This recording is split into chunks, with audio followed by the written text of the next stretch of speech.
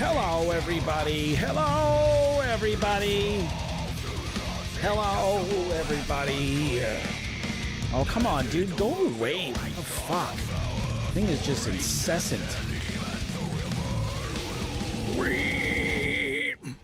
How's it going, everybody? It's Friday. I'm excited because today it's time for the Chugs. I can't wait to do the Chugs. Fridays are going to be almost always about the Chugs. I'm off work for the week. Well, I'm off work, my day job. By the way, we have a playlist. If you're ever curious as to anything that's being played in the background, you can ask. I might be able to tell you off the top of my head, but at the same time, you could also go through here and just kind of snoop around. 44 hours worth of music on here. So yeah, there's a little bit. You shouldn't hear the same songs repeating themselves too often here.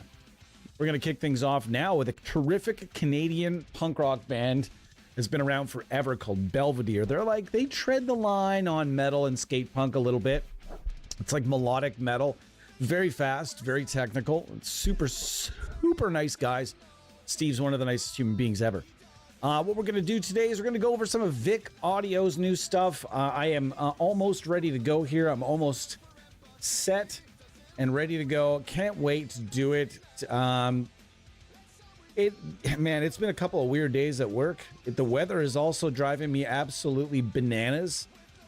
We get a lot of fluctuations in my area of like 10 degrees, 20 degrees, 30 plus degrees. There'll literally be days around my area where it'll be minus 30 degrees Celsius. And then all this, like 2 days later, not even 2 days later, sometimes it'll be like +1.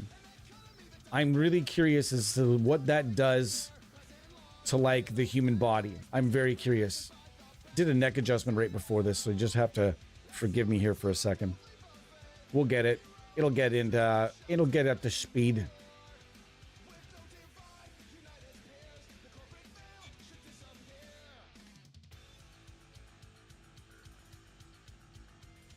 There we go. And we're all the way up. We should be all the way up here. I'm stoked to be here. You guys know that Friday streams are my way of just getting off of the day job and getting into the weekend. You guys help with that transition ever so nicely. I literally jump out of the car and jump pretty much right into the seat here. So I'm happy to be here today. I'm hoping you guys are as well. Again, my name is Tyler. Welcome to the Amp Sim Show, episode 209. Episode 209. That's a lot. How's it going, Ronnie Webster? Oh, almost dropped a pick. How's it going, Pedro? How are things firming up? Sansol Music, be back again. I love it. Thank you for being here. Thanks for coming back. That's awesome. Ronnie Webster, it's nice to see you. I'm sure I may have already asked this, but is there a chance that there will be an Amp Sim Universe Discord server? I actually started one, but man, it's just like, we went over this the last stream. It's like there are just things I have time for in my life and things I don't. And one of those things is learning Discord. So I'd be happy to talk to you about, or somebody about maybe managing such an endeavor, because it's something I really don't want to do. Discord, I've tried going on it so many times, and it's not that I'm old. I've talked to many people that are much younger than me that are just like, yeah, I don't go on Discord, dude. It's annoying. So, I don't know. We'll see. All right, what do we got here? Let's see.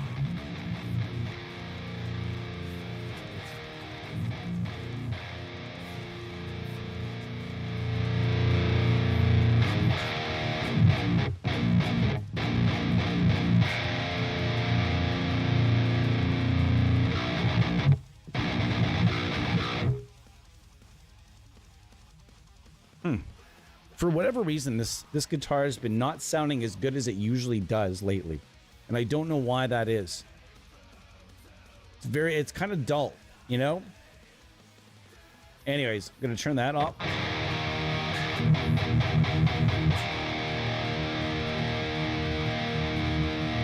All right, I'm going to use, instead of the boost pedal here, I'm going to go to this guy here, and we're going to do a little bit of razzle dazzle with this instead.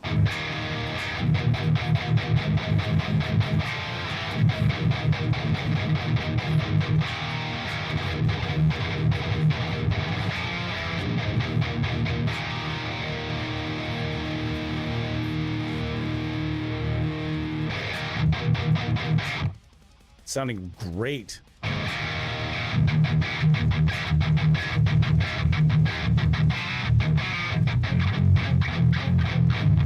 That is still very woompy.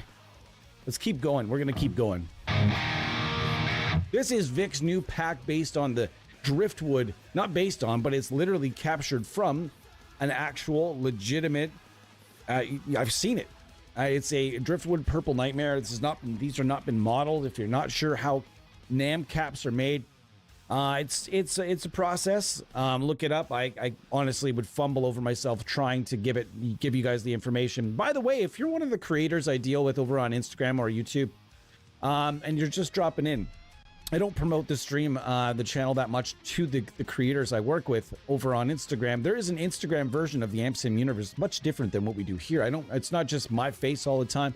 You see, in fact, almost none of my face. In fact, none of my face is on there. It'll be just amazing creators that I have the privilege of working with on a daily basis. And I'm just so happy that I get to work with so many amazing people over the course of things, like amazing people that I get to work with. So thanks so much to them for giving me an opportunity to work along with them and provide the tools to make some kick-ass demos. All right, so back to it.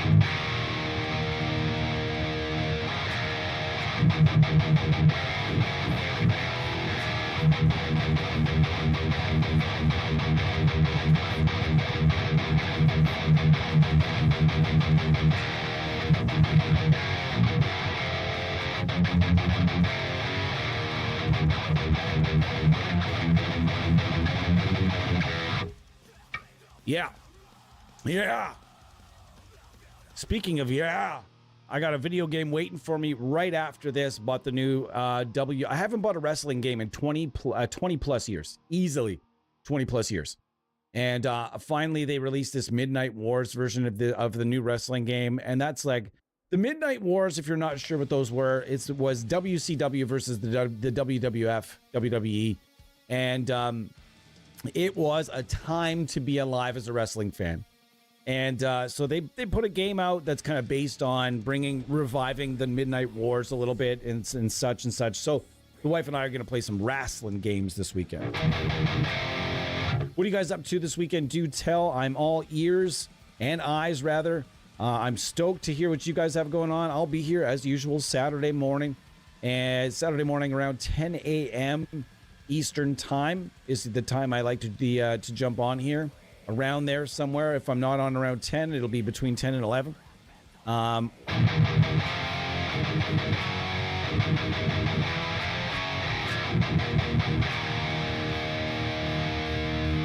right, let's go get Vic's Merciless Drive. If you've never heard of the Merciless Drive, you got to go check it out. It's a pedal that Vic released. It's stacked. It's an amazing pedal.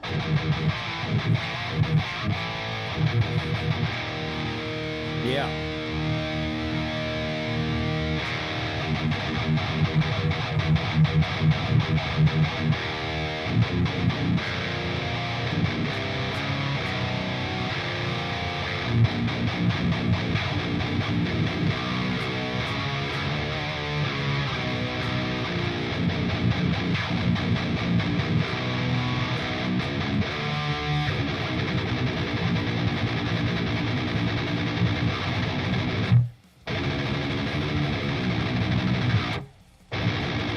New Archspire single out today, a new one every Friday.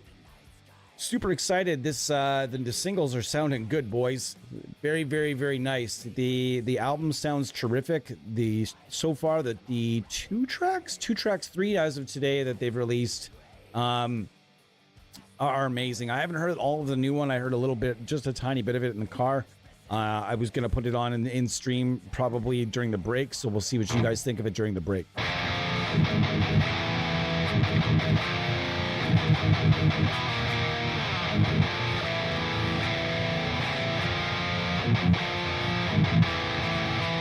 That's sounding awesome. I'm using my IR, but I could jump in to Vic's as well now that I'm kind of trusting what I'm hearing here.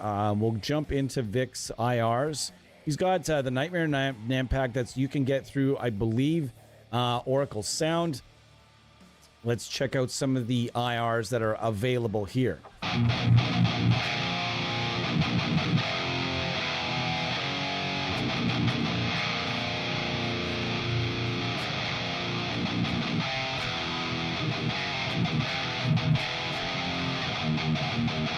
It sounds okay.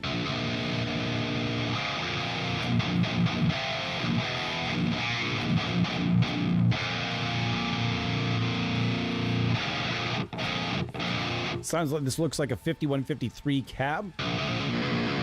That's a drift. He bought the cab too. Wow. Sick. He at least he got access to it. I'm not sure. I'm not saying he bought it, but.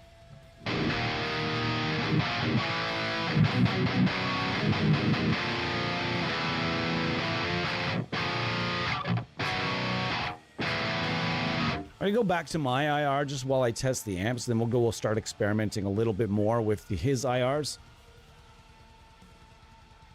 And we're back to the EGA. I love the EGA. You guys know I love this.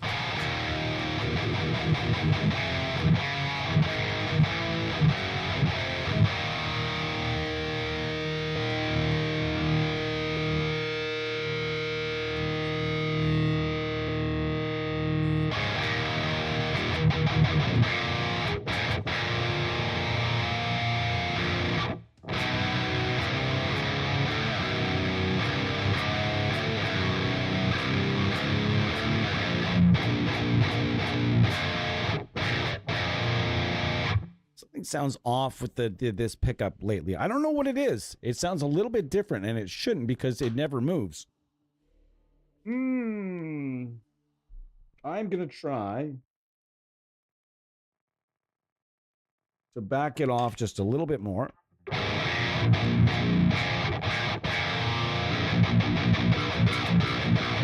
And we'll see what happens. We'll play around with it a little bit.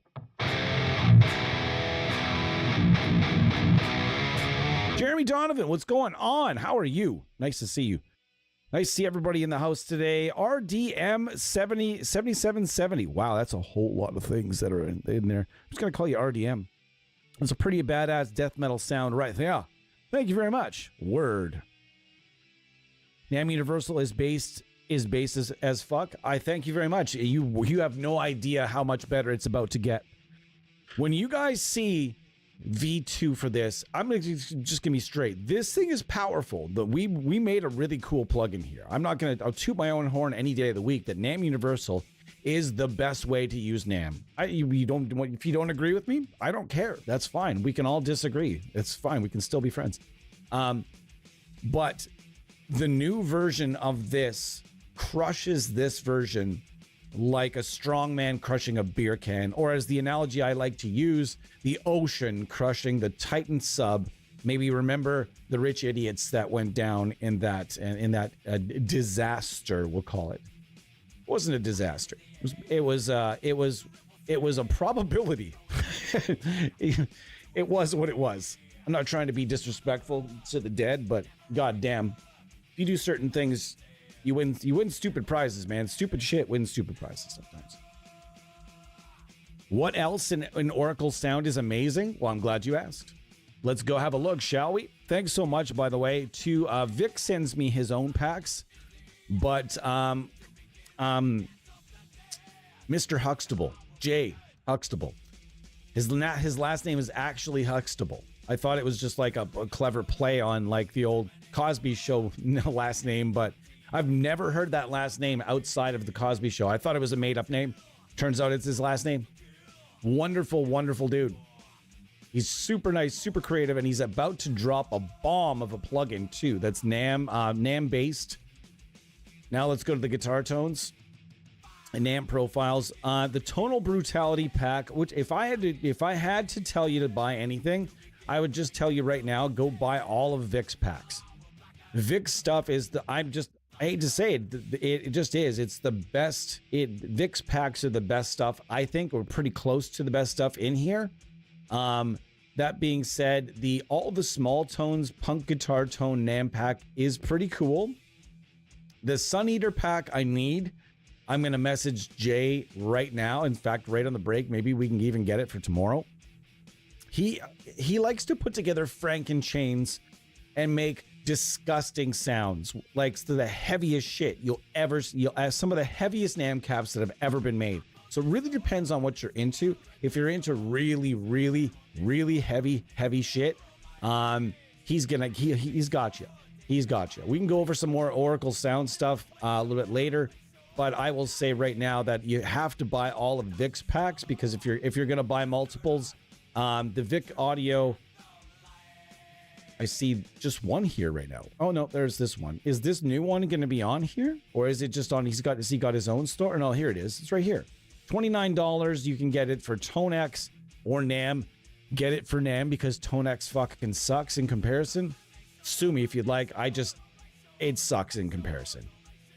It's not even close. NAM smokes ToneX. Anybody that says otherwise doesn't have ears, or they just spent a whole crap load of money on ToneX stuff.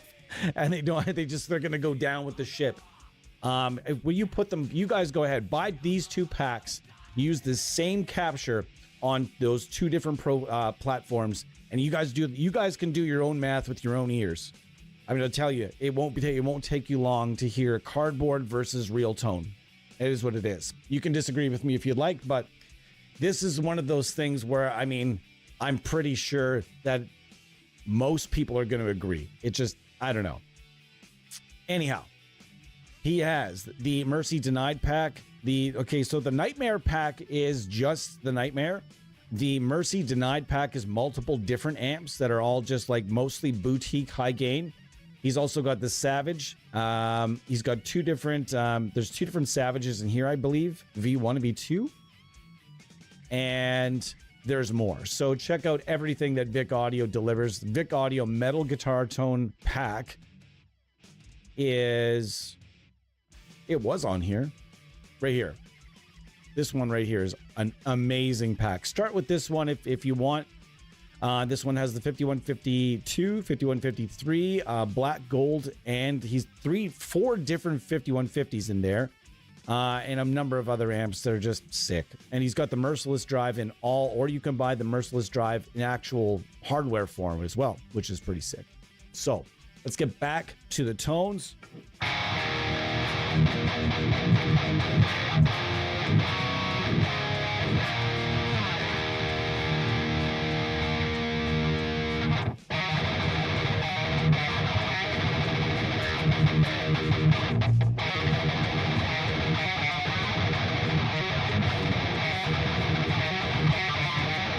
That's messy. I know it's messy.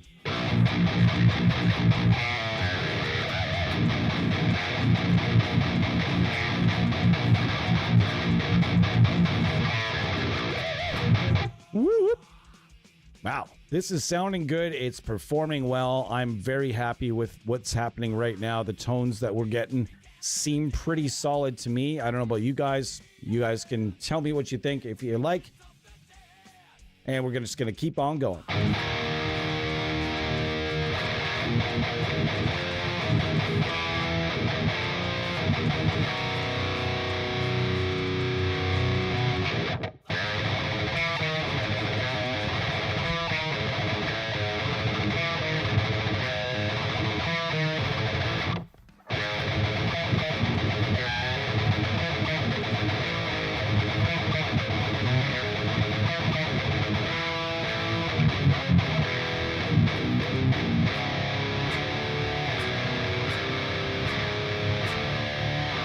It's sounding pretty crushing. That sounds like that's a lot. Like, that's a lot right there. I'm having a lot of fun with this pack so far. Thank you so much, Vic. As always, Vic is the man. Chaz, man, what's going on?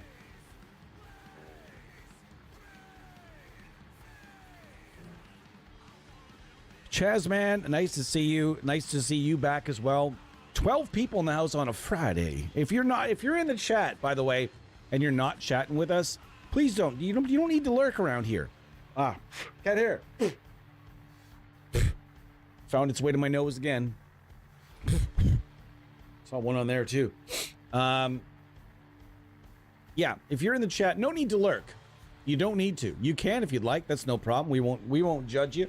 But at the same time, we would love to chat with you as well. So please do not be afraid to jump in if you're a new user or intermediate user. Feel the need to ask a question and you feel like you're going to embarrass yourself because I'm asking a newbie or a beginner or an intermediate question and these guys seem to be pretty experienced and I don't want to bother. No, bullshit. No problem. You can bother me all you want with all the beginner and all the basically any question you have for me or about the software. Myself or someone in the chat will definitely get back to you during the stream.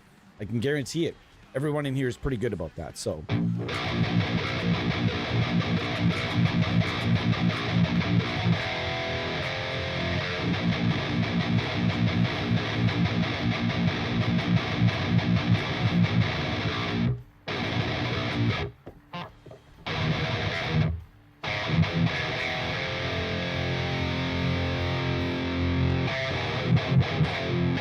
Don't like that one as much.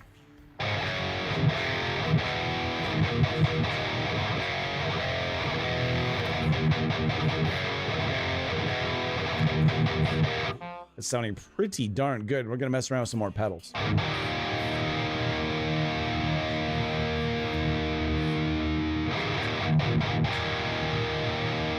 Actually, I kind of like Vic's settings.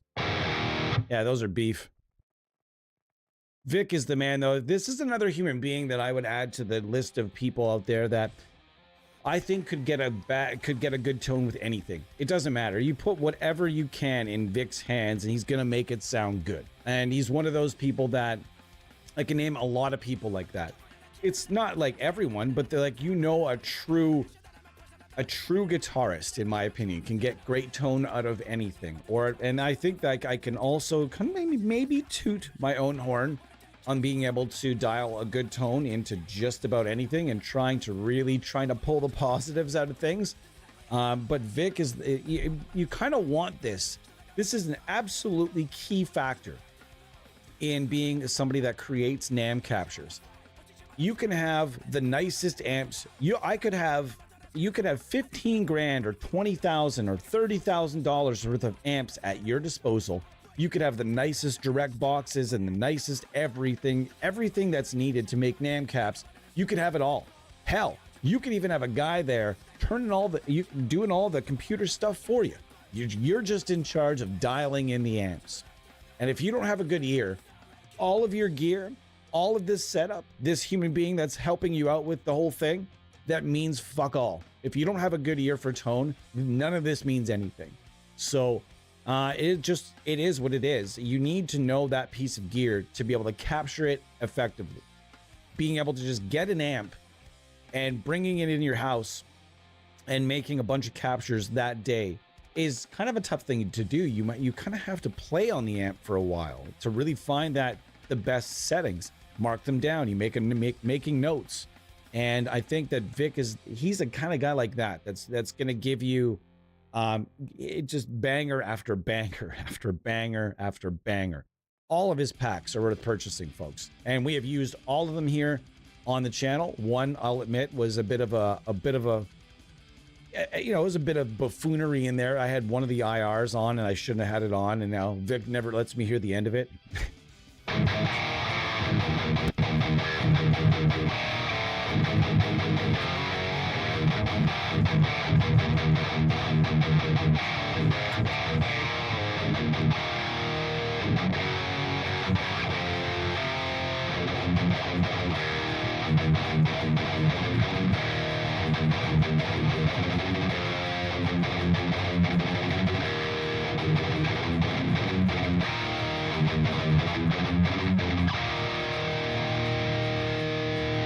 All right.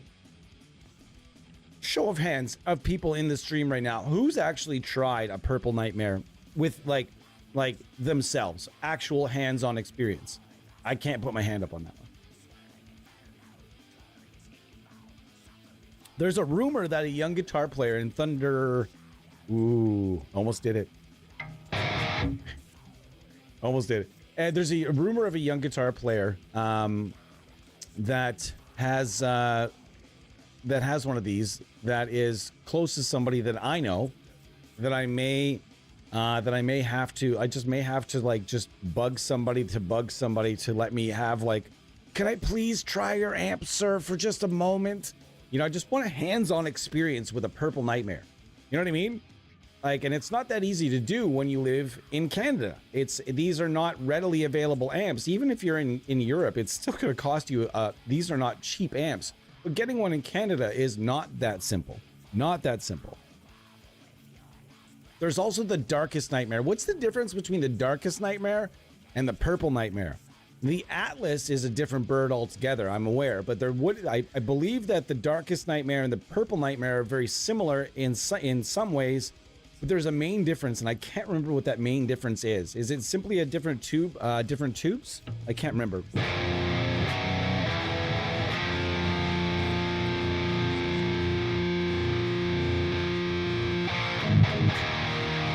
Double boosted. Actually sounds pretty good.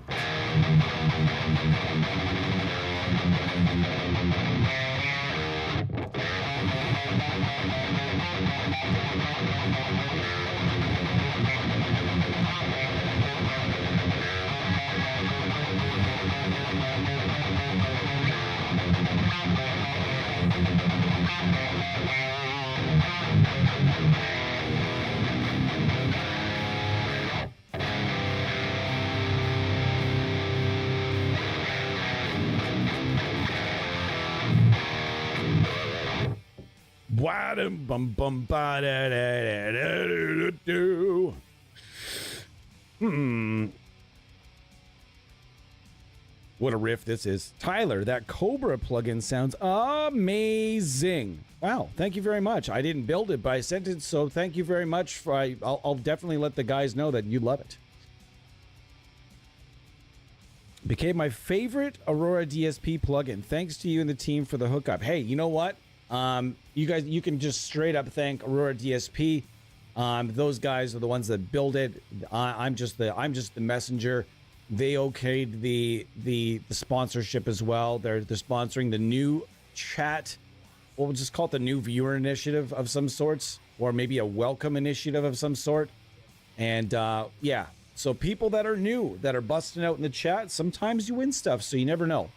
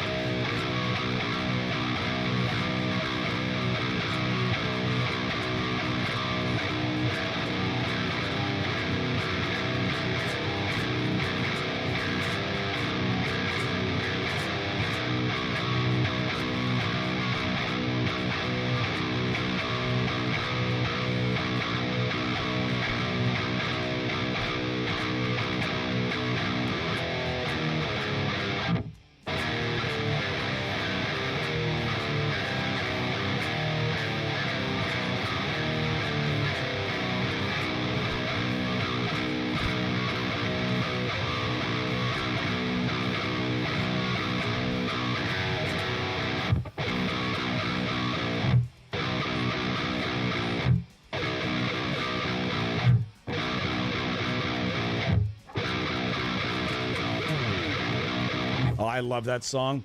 It's just like how much heavier can you get? Yeah, yes, there's lots of heavy things out there these days, but that one, that's the song Roots is always going to be in like my top bunch of heavy songs.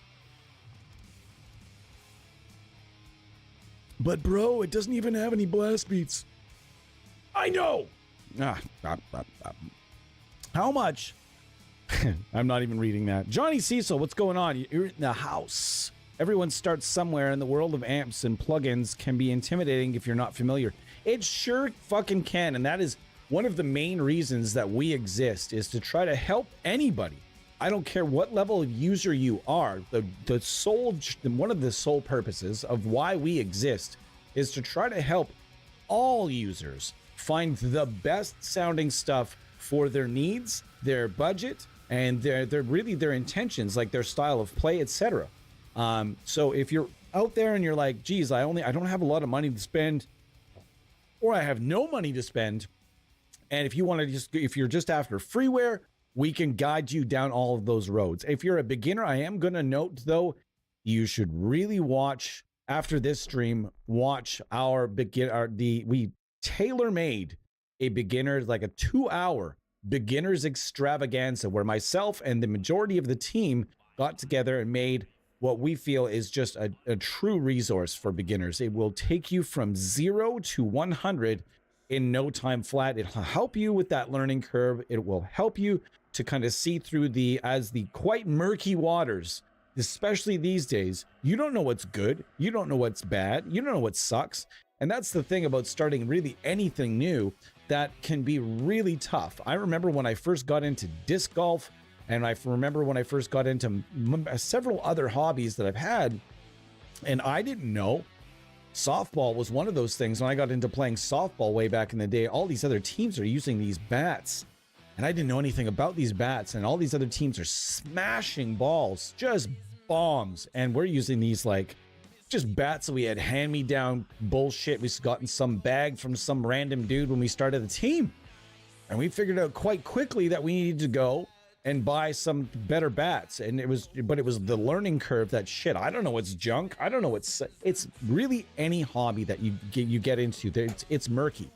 It's always going to be murky when you first jump into those waters. So hopefully on this channel, we can help you clear up anything you might be, whether it's the learning curve or maybe it's you bought a plugin and it's horrible and now you're discouraged and you think all plugins suck and you just need some direction. We're here for you. And if you're in the chat right now and you're going through one of those situations, feel free, throw it at us. Fridays are great days to throw anything at me. In fact, any stream is good enough to just ask questions. I'm here for you, unless we've got like 20 plus people in the chat. In which case, if we've got like 20 plus people in the chat, it's moving pretty quick. And I might get you to email me and we can talk about it via email, maybe at a later date, the next day or something. But either way, we want to help you sound good for the budget that you have. And so thank you for making that comment. I wish I had an opportunity to try a Purple Nightmare. Me too. So I love the PV tones of old.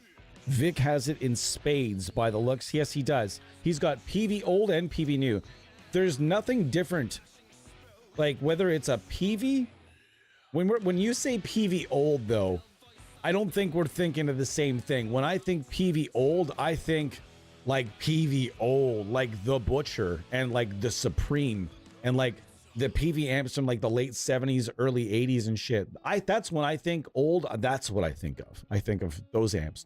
But I know what you mean. You're thinking of old like the 90s or like, you know, the early 2000s. And yes, he has all of those. But I want to be clear that there is not a whole lot of difference between the original 5150 and the EVH 5153. These are fundamentally still very similar amps in lots of ways, like lots and lots and lots of ways. He's also got the 6505 stuff. I believe he might have a pack with some 6505 stuff. The 6534 has still not been fully modeled to or even really captured to my personal needs. I need somebody out there to capture a 6534 and do it really nicely. I was given one of those amps by a local music store. Literally, true story. I was given a 6534 by a music store that was closing. Nobody had bought the amp, and the guy, I've been a customer for years and years and years and years and years and years. And the guy, he was really upset at the time, and he's just like, you know what, man, just take it. I know you're gonna put it to good use. I said, excuse me? So I had a 6534 for a good while, and until I upgraded, we'll call it, to the 5153 from EVH, and I'm still not convinced I liked the 5153 more than the 6534 or not. But the only time that amp has ever been really modeled was for PV Revolver, I think, did it. But I don't know if that's for sure or not.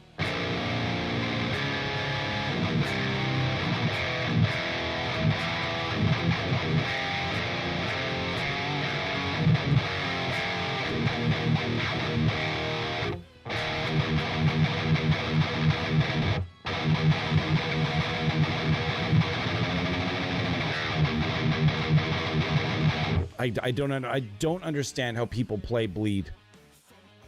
Like, it's such a like just that picking pattern. It's to keep it going the way they do. That song is super hard. And if you're like out there and you're thinking, that's so easy, it's just on like one string, it's 2-3 frets. Yeah, all right, show me the picking. That's the thing about gent. Gent picking does not fuck around. It doesn't. I don't care whether you're a fan of gent or not. I'm not really. But man, gent picking does not fuck around. That shit is hard.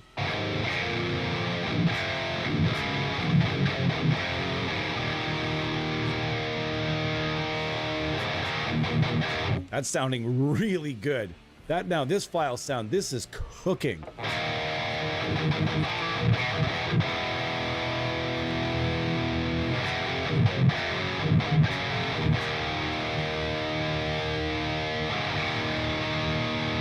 Wow.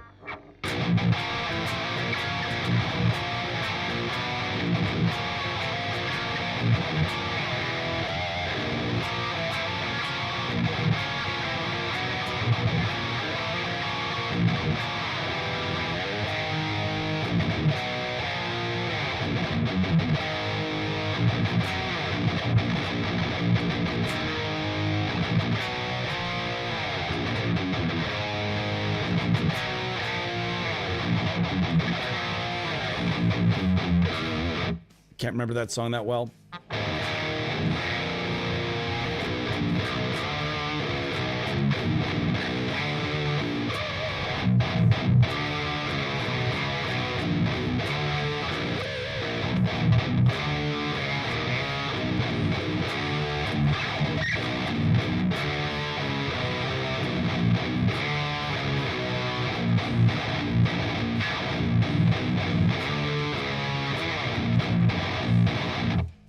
And just because I know somebody's probably wondering if it's coming or not.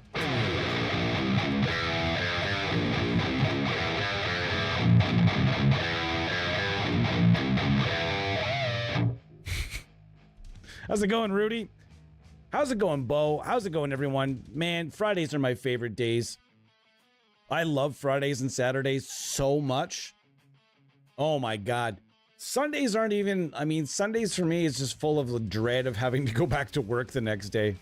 I really got to learn to enjoy the Sunday fully. Sometimes I can lean into it, sometimes I can't, you know?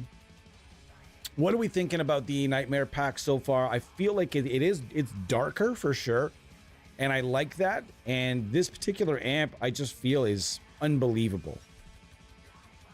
You just got back from a hike? Mint.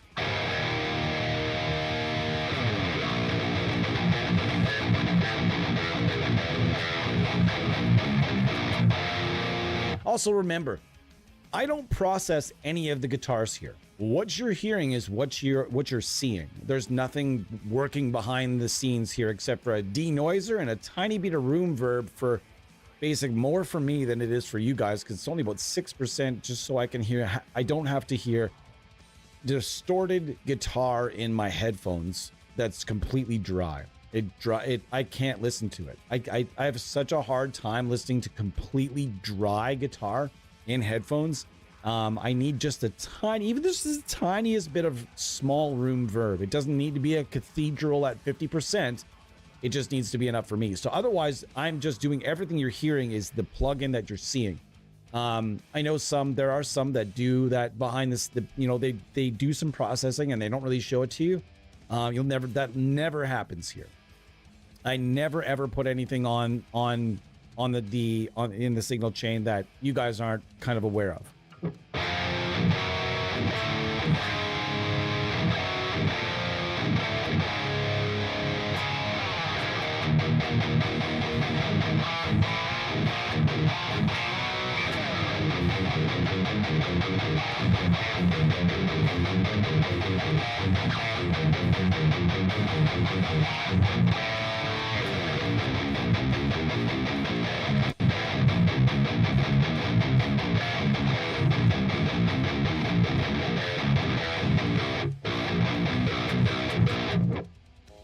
Yeah. Yeah. So the first half's going to be the Nightmare, and then we're going to go to some of maybe Vic's other packs and do some just chugs today. It's going to be all about the Vic audio, because why? Vic's a hell of a nice guy, and he's trying to make a fucking name for himself, and I think he's doing a damn good job with great tones. And we love to support everything he's doing. He's actually, before he started doing this stuff, Vic was just a, I'm going to say just a creator. He's still a creator, by the way. But yeah, he would actually just do, he did several really solid YouTube videos and Instagram clips, etc. for a number of products before he got this stuff going. So when he got this stuff going, I was super happy to jump on board and do as much testing of it as I possibly could. This is the Nightmare pack, Rudy, the brand new purple Nightmare pack that just came out via Oracle Sound, Vic Audio's pack. It sounds great. But do you know God of Emptiness? I don't even really like that song on guitar. You know what I mean? It's just that first riff in God of Emptiness is that, I don't know, and you're just like, I don't know. I don't know. You know? It's not one of my favorite songs, apart from the vocal performance in that song is so good. So good. Let the children come to me. A lot of space, such a good vocal performance. Wow. And I always think about the Beavis and Butthead episode where they watched God of Emptiness, and as soon as he lets out the growl, he's like, whoa, was that a bear? It's so good. Let's just do it. Actually, you know what? I don't want to get nuked. I don't want to get a copyright this or that. YouTube is so nuts about that shit. I can hear my strings where? Hold on. You can hear my strings? What do you mean you can hear my strings? I don't understand what you mean. Like you can hear my strings through the microphone?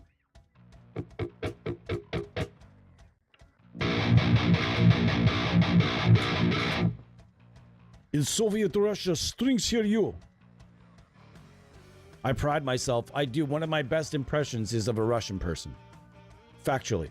That is one of my best impressions. I do it from time to time on here. We don't want to piss anybody off. Yes. I love watching Beavis and Butthead roasting death metal bands. The new Beavis and Butthead episodes where they're roasting fucking like Gen Z creators on, it's so good. They're just sitting there looking like, what the fuck? Like the rest of us. I see, like, I don't understand how anybody can handle watching that crap. They're not actually doing anything. Are you saying that's a terrible thing? I had to bring my mic lower. I also like to beat essentially with the way I play guitar, I beat the shit out of the motherfucker. So I am not a light player. That's probably something I need to like chill on, but yeah.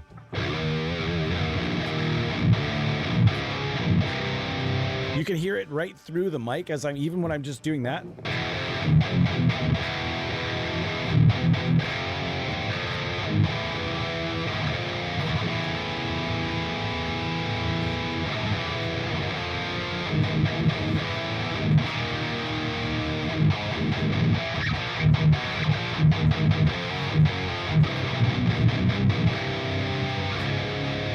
All right, we tried taking it back there for a second. Oh, a minute, let me bring it up.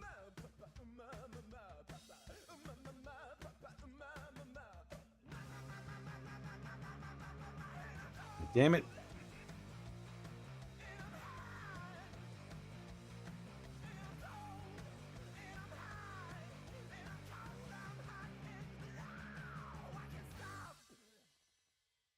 All right, let's try that. That's actually sounding pretty good.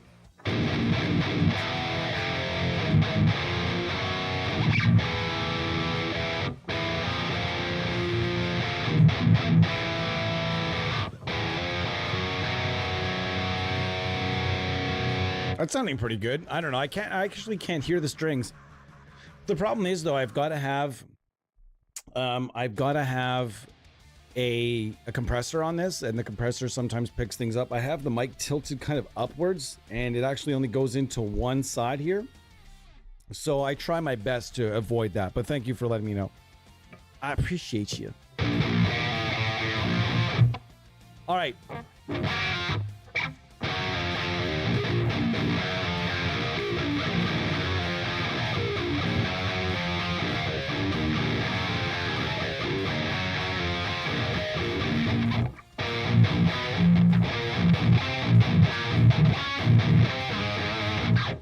That song is so heavy when you play it in like a low tuning. Go ahead, you try it. Play Zero by Smashing Pumpkins in like your lowest tuning and tell me that, and lots of gain. Not that there's not a lot of gain on that song as it is, because the buddy, like Billy Corgan loves his high gain. Chat is slowing down. Throw something at me, folks. Come on, let's go. I'm gonna take a break in about 2 seconds here. Then I'm gonna come back. I was thinking about coming back with a different guitar again than just sticking with the... What would you guys rather do? You guys vote. What would you prefer? Would you prefer I come back with another guitar and just keep going through this awesome Purple Nightmare pack? Or would you rather me go through the other Vic Audio packs with Gilbert here? You guys go ahead. You guys make the call. It's Choose Your Own Adventure book, and I am the dancing monkey.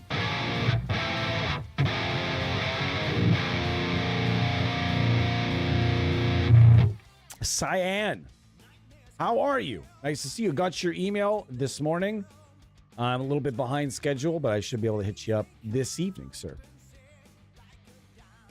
So my Smashing Pumpkins are thall. Bo right now is not. If Bo's still here, I guarantee he's just sitting there like, how am I supposed to take that? Man, if BJ Russell was here, that would be. Man, I miss BJ Russell.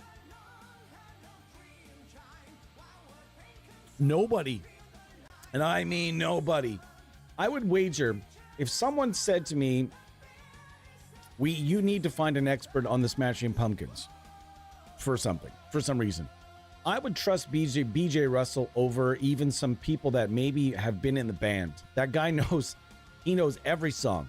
I haven't asked him. I wonder if he knows every Smashing Pumpkins song. I believe, if I'm not mistaken, he knows all of them. And like by heart. Every single solitary Smashing Pumpkins song he knows by heart. And man, cool as shit though. Billy Corgan was using a JMP1 on Melancholy for Dirty Tones, and it has a decent bit of gain. Yeah, that's mid. What was he using out front though, Bo? Was he using like a big muff out front of a JMP1 or something? Low tune zero with a clean doom tone sounds sick. Yeah, it does.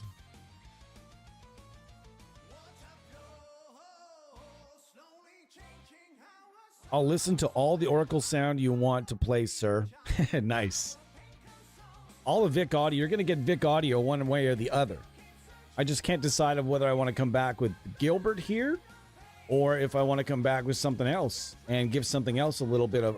And then if I come back with something else, is it going to be higher tuned or lower tuned? Do I go low with the big old bastard baritone? Do we want to see the baritone come out today? Ooh, I don't know. The baritone might be a fun beast to pull out today. That's very tempting. I don't know. You guys be the masters of this. I think I managed to score a Fluence Ceramic Modern 7 to replace my blackouts. Nice. How'd you manage to score that?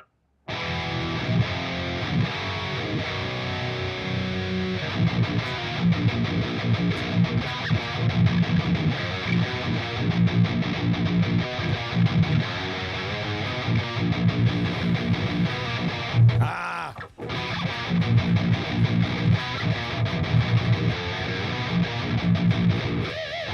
Boo! Bring the baritone? What's the baritone? You want the Shack attack?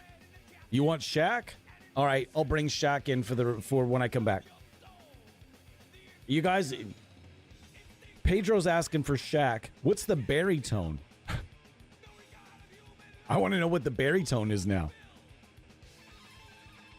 This is my favorite Slayer song. If anyone's ever curious, which no one is, this is my favorite Slayer song. Hollow Point on the Seasons album.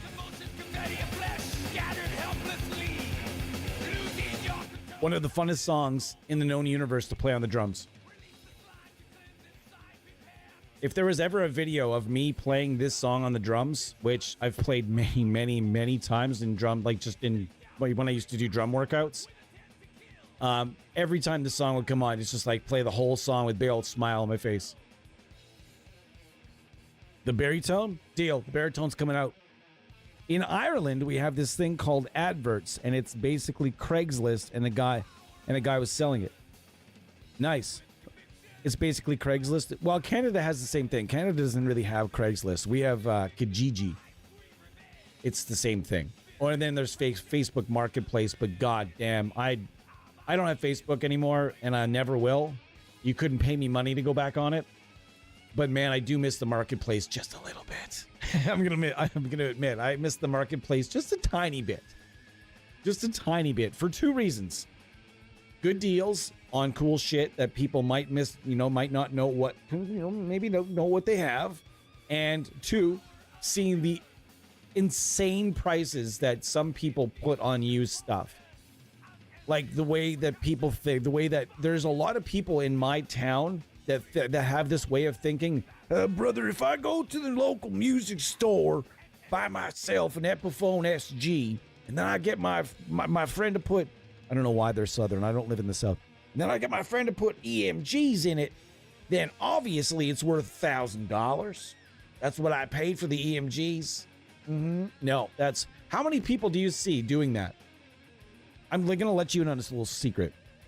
If you have $1,000 guitar, and you walk out of the music store with it, and you take 8 steps down the street, okay?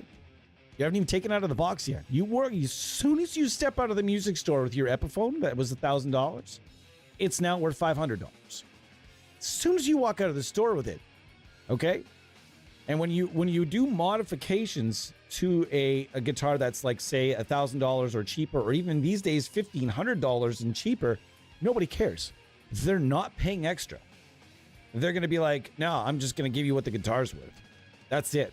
And so good luck out there. If you're one of those people that puts a set of EMGs in like an Epiphone SG, or it could be, and not just Epiphone, but even like a PRS SE model, or even an RG. My favorite guitars ever, the Ibanez RG. You go ahead and do that.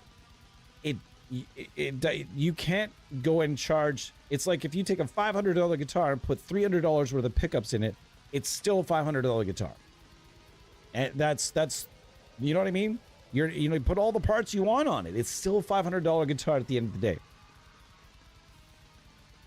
I can't say anything. I scored a Jeff Loomis Schecter 7-string on Facebook for $250. Fuck yeah, dude. Some of the scores I've had over the years, man, this guitar included. There was a guy. There's some dents and there's some wear on this guitar. But this was the guitar I was looking for. I've been wanting this guitar. Just to tell the quick story. I've been wanting this guitar since I was, I don't know, maybe 16 years old, maybe less, maybe 15, 16, 17 years old. It was the first time I saw this in a Paul Gilbert instructional video, the Wild Guitar Trip or something. I've wanted this guitar since then. There was one that the guy put it up for $750, and I bought it immediately. $750. Didn't haggle. Didn't nothing, but bam. And it was when the dollar was pretty almost on par with the US, way back in the day when that actually could take place. And I was able to get it for pretty close to $750 Canadian. And this might be the best deal ever that I've ever gotten. I will be buried with this guitar. I want to be very clear.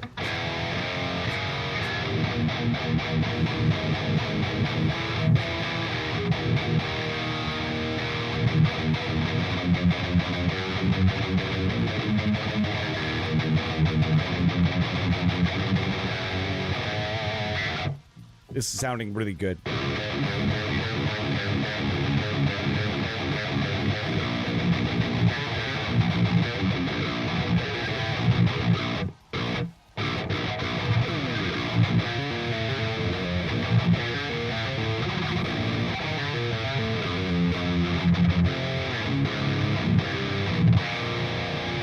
a little bit muddy, but not really. Then we can also turn this guy on right here and just...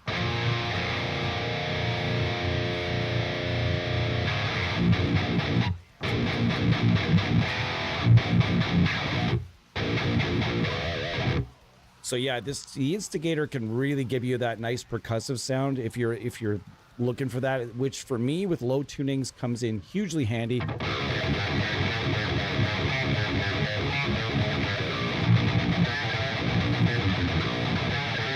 You heard that riff when I played it just a second ago with the Tube Screamer, and I just, for some reason, the instigator is just so good at tightening things up.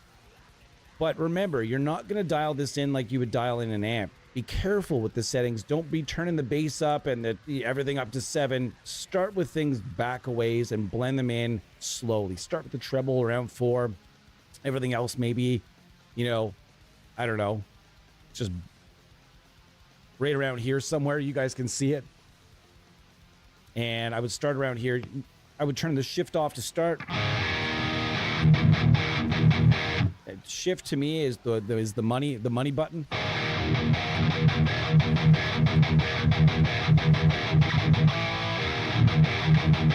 And if I turn this off and turn the pedal back on,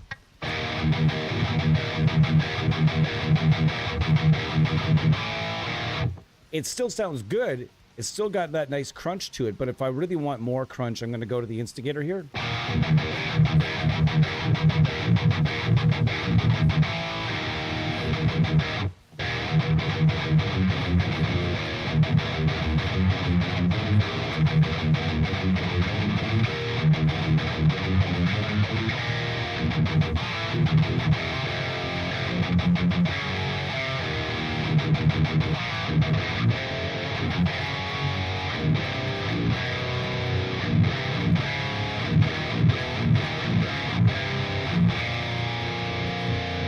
Sounds delicious. Thank you again to Vic for this pack. I'm going to take a quick 2 or 3 minute break and come back with Shaq, my baritone. And this thing is tuned the lowest tuned instrument I've ever owned, apart from a bass. It might as well be a bass because it's tuned basically like a standard bass. It's a beef house. 6 wound strings. I've never had a guitar like that before. This thing is super fun to play, but I've really only laid into it in this tuning a couple of times, so this is going to be fun for sure.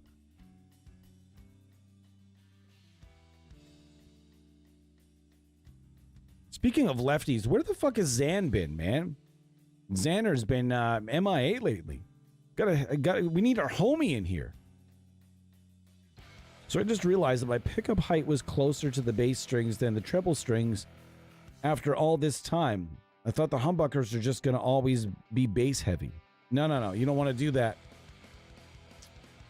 It's got to be I don't know, a good rule to start is usually like 2.5 millimeters from the bass side and 1.5 millimeters from the treble side, depending on the pickup, of course. But I find that might be the most suggested starting height I get for a lot of pickups, but most companies have their own starting point. Like DiMarzio will tell you 2.5 to 1.5, and I always like the way that Bill Lawrence did it. He just says, take 2 nickels, put them together, put them under the bass side. String should barely touch the nickels. Take the nickels out. Put 1 nickel on the treble side, bring it up until it barely touches the nickel. You're done. That was, of course, with the string pushed down on the highest fret. Always remember that. Always remember to push the string down on the highest fret when you're doing your pickup height. Yeah, man, he's been on fire. Xander's been on fire lately. I've always played left-handed guitars. You're a lefty, Rudy? I didn't know you were a lefty. I actually didn't know that about you. Or maybe I did. No, I did know that because I remember you telling me about your Strictly 7 was left-handed. Never mind. All right, guys, I'm going to take a 2 or 3 minute break. In the meantime, y'all are going to listen to the new... You guys are going to listen to the new Arch Spire. Actually, maybe I really want to listen to this together. I'm just going to make sure we put it on the other playlist. Red Goliath is the song name. And we're going to go over there and we're going to put that song on for you now. We're going to listen to it. And all right, guys, give me 2 or 3. Thanks so much for being here. Like and subscribe if we're entertaining you. If not, that's no problem. Cheers, guys. Thanks again.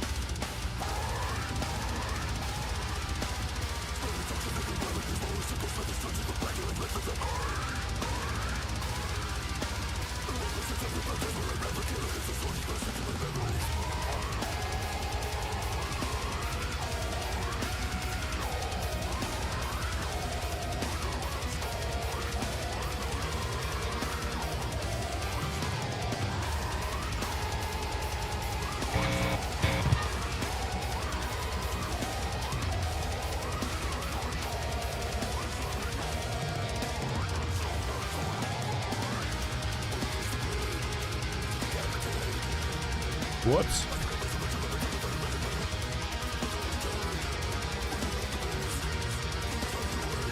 Sorry, folks. I usually hit the beer egg back button, but that time I didn't. So was it making a horrible sound the whole time? Shit. Is it when I... Damn it. The Stream Deck is so annoying because sometimes your fingers slip off the buttons and they just slip right over to the next one. So I just put it on the face button instead. That sucks. I hope I didn't say anything scandalous.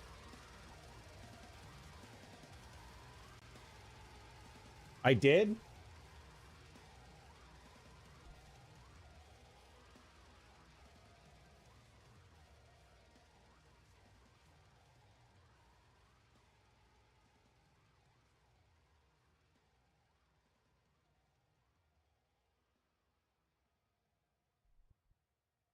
Yeah, it wasn't making any noise. Oh, okay, because I unplugged the guitar, and so normally what happens is if I put it on,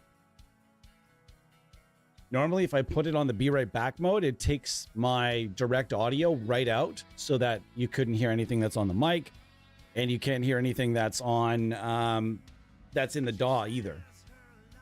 So interesting. All right, so this is the baritone that I've been discussing. This is Shaq. Shaq is I love this guitar. It's actually it started to really grow on me. I only bought it for the channel so I could get something low. And then I got a 7-string that I tuned pretty low. So I said we're going to have to tune this lower, which we did. And man, it sounds awesome. It sounds like the world is ending. I might even drop it lower, to be honest with you. I might even consider dropping it lower. Now that I've fallen in love with tuning something this low, especially like this, like I can get away with it because of the scale length is 30 inches. So this is taking, for whatever reason, this tuner is rebelling against me right now.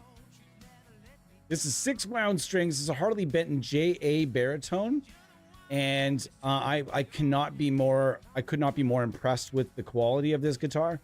I had to do a lot of work, but everything they give you, like the instrument is sound. It really is. Although I am going to have to do a neck adjustment. Shit. I'm not going to have time. So we're just going to play it as is.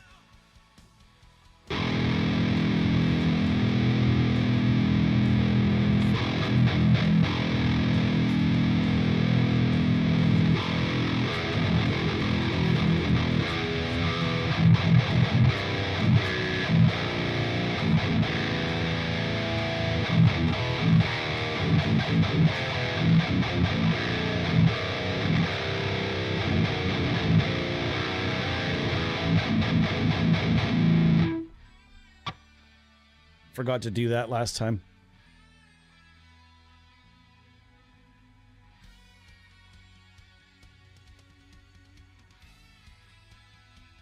I just have to do a slight adjustment on the pickups. There we go. Let's try that again.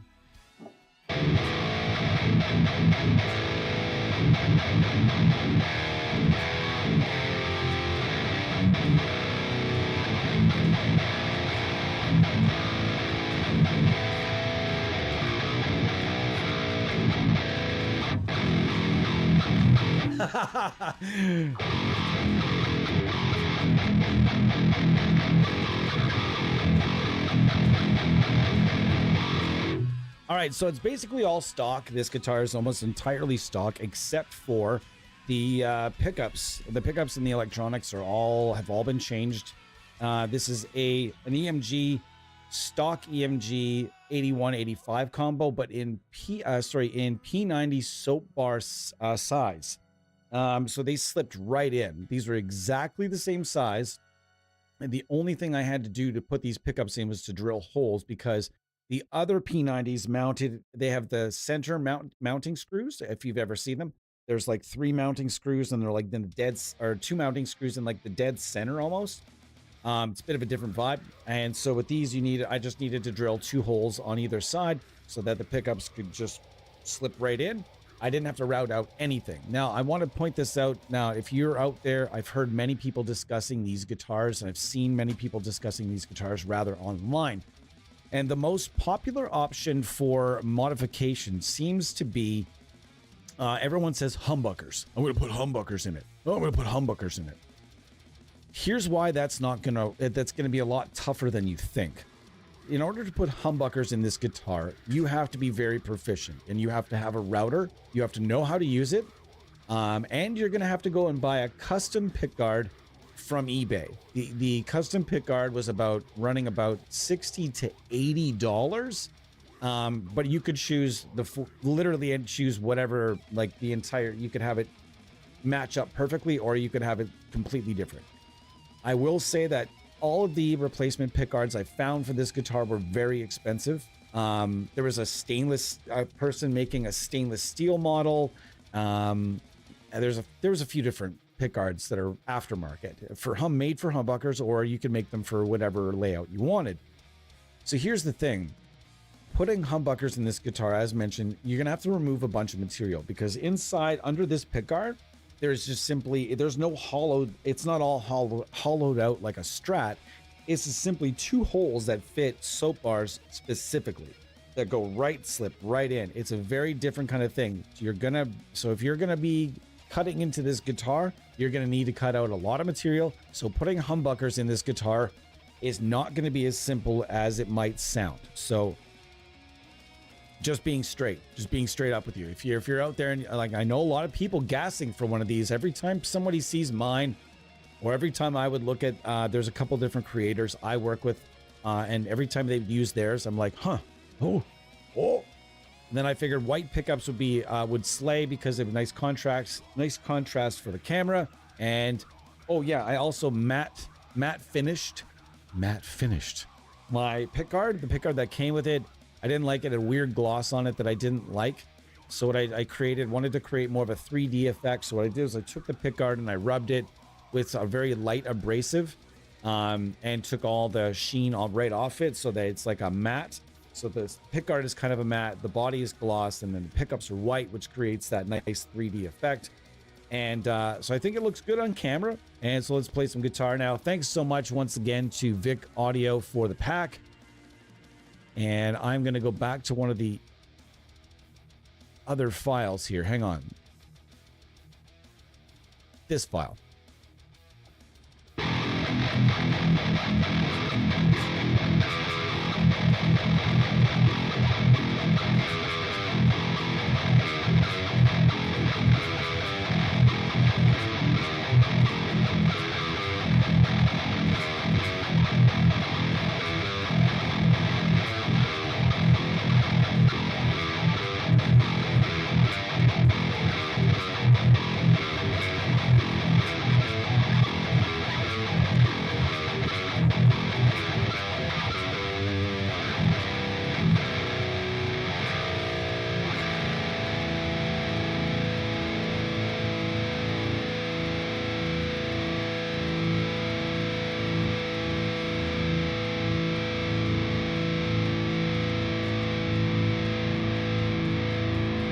This song goes out to all the people that don't like their fucking jobs.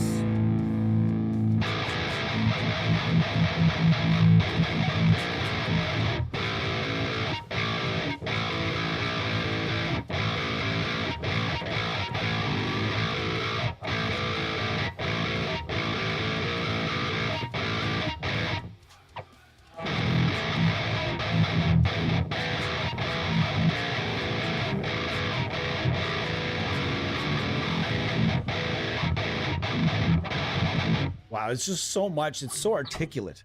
That's what I love about this guitar. Even those low notes, these pickups and everything, as long as you set things up right, that's where the instigator comes in big as well. If you're trying to create those modern metal or those gentler type tones, when you're playing, the lower you're playing, the more percussion you need, more of a percussive tone you need with those lower notes to get them to really shine through and not turn into mud, etc. So these pickups do a great job. I mean, for just a standard 6-string EMG 81, this thing is really taking care of business, and I'm really enjoying it. Keep in mind, the tuning here is E, like as in low octave E. So this is sort of like playing the first 4 strings of this guitar, like playing a regular 4-string bass, which is insane. It's just so dumb. I can't even. And the fact that I'd like to drop it a half step more. That just makes it even more badass. I think I'm actually going to do it as well.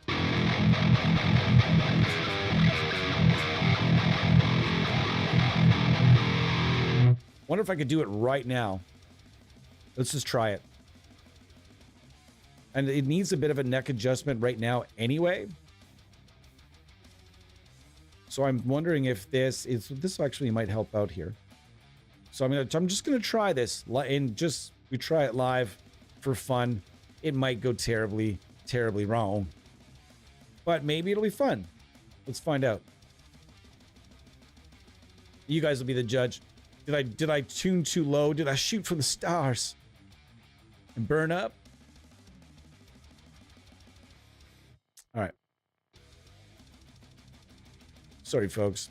It is what it is. Tune. And then I'll probably just going to go over it one more time here, just to make sure that we are not playing things out of tune when trying to showcase someone's hard work and their product. I can't stand that. I've seen it happen too. I've seen it happen. I've seen it happen in demos where like the demo itself was out of tune. That's crazy to me. But the creator did tell me that there was just an intonation problem with the guitar and that he was having it fixed. I'm like, well, you wanted to redo the demo, so that's nice of him anyway. How's everybody's Friday night? Very late night, or maybe if you're in California, maybe it's still the afternoon and you're still just at work grinding. Let me know. What are you up to? Where is it that you are watching us currently? All right, let's try E flat.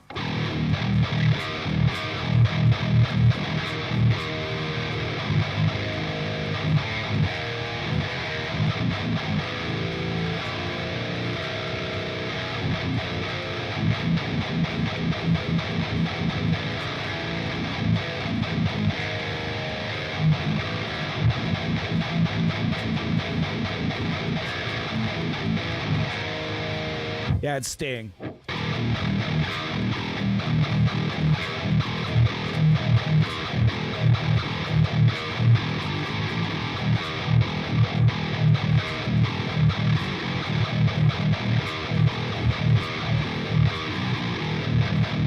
That sounds so good.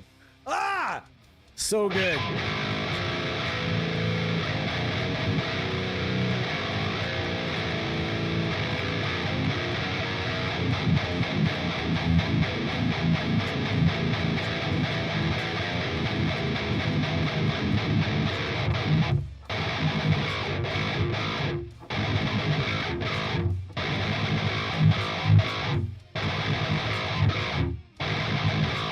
Yeah, that's staying that way forever. Wow. I do want to do a bit of a neck adjustment, though. It's kind of bugging me.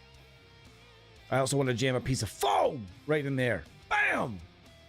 Which I didn't do, and I can hear the, I'm gonna get it. Look. Ah. Yeah.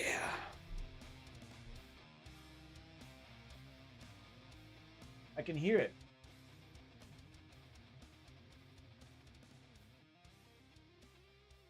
All right. That sounds better.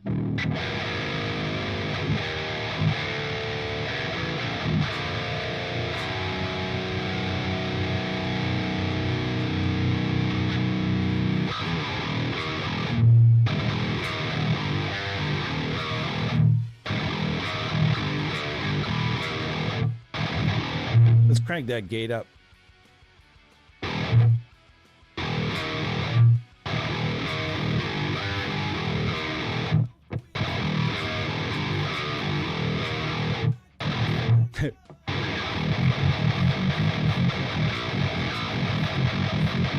What? That song's in E flat?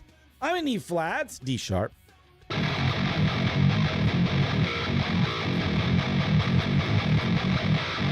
That ain't your daddy, Slayer.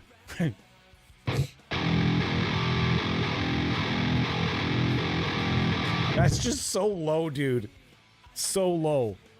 I like it though. I think I'm gonna try it like this for a bit because these strings can kind of float between those two tunings without being too much of a pain in the ass. I mean, I'm playing with fucking 6 wound strings here. Sounds like the tone Oscar the Grouch would rip. That would be more like this. What do you think happens when we put Doom through this? We'll do it at the end. I don't want to fuck with the preset I've got going right now. This is a great preset with Vic stuff. I just don't want to mess with it. Why does a black guitar with white pickups look so damn good? I agree. Not just black guitars with white pickups. It's got to be like other white features in the guitar as well. It's got to be like, in this case, there's the white logo and the white fret markers. And then there's the white trim and the pickguard. It was just screaming for white pickups. No, thank you. Nope, nope, nope.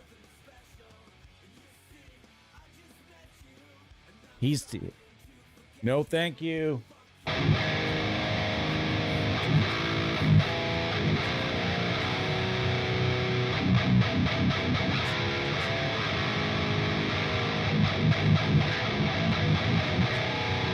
I just discussed that amp with the developer, Bo. Our friend Ray.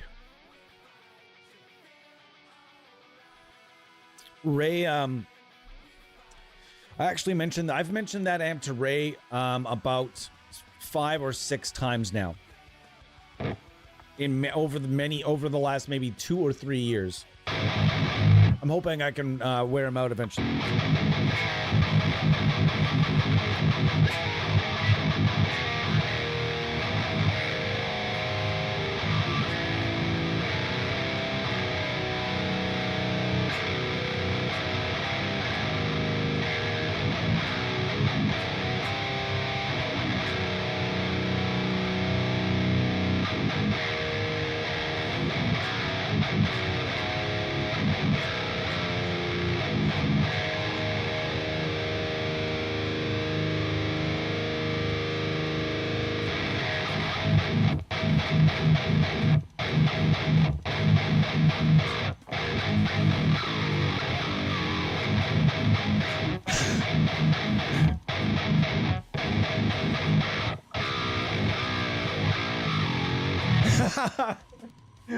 Bo.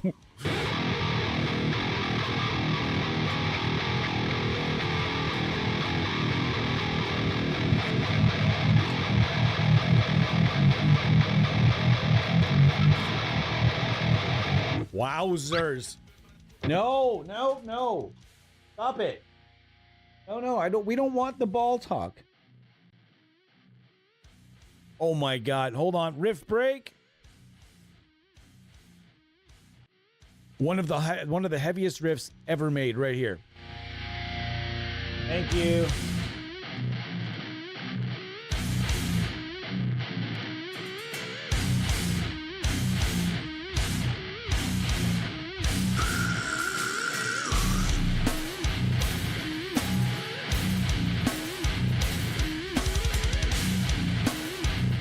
We have a stupid thing we do around the house, my wife and I. When there's a pinch harmonic in a song, this is so dumb, but I'm going to tell the story because it's going to make somebody laugh at some point when they hear a pinch harmonic. I guarantee. So the wife and I came up with something, I don't even know how long ago, it must be like 10 years ago now. We watched a movie called Bring It On. Well, we watched it, I've watched it like 20 years ago, but she had never seen it. And I started doing this thing where when there's pinch harmonics in a song, I do spirit fingers. Just to make it more hilarious, I do spirit fingers. And that song just has you doing straight spirit fingers. And if you don't know what spirit fingers are, these are spirit fingers. And if you've ever seen the movie, I'm trying to do my impression. And these are gold. So just think about it the next time you hear a song with lots of pinch harmonics. Give the pinch harmonics a little. Don't ask me why. It's something ridiculous. Everybody has ridiculous shit they do when they listen to certain things. It just is what it is. Oh, bummer, we put on that song with the riff that we're going to listen to again. I'm just obsessed with a riff. And when I'm obsessed with a riff, you guys have to hear a lot of it. Sorry about that. It just is what it is.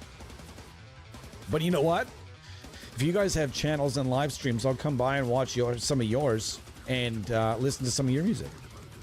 And if anybody has anything to suggest for our playlist, please let me know. Several people have put several songs into this list that I now very much enjoy when they come on, so thanks for that.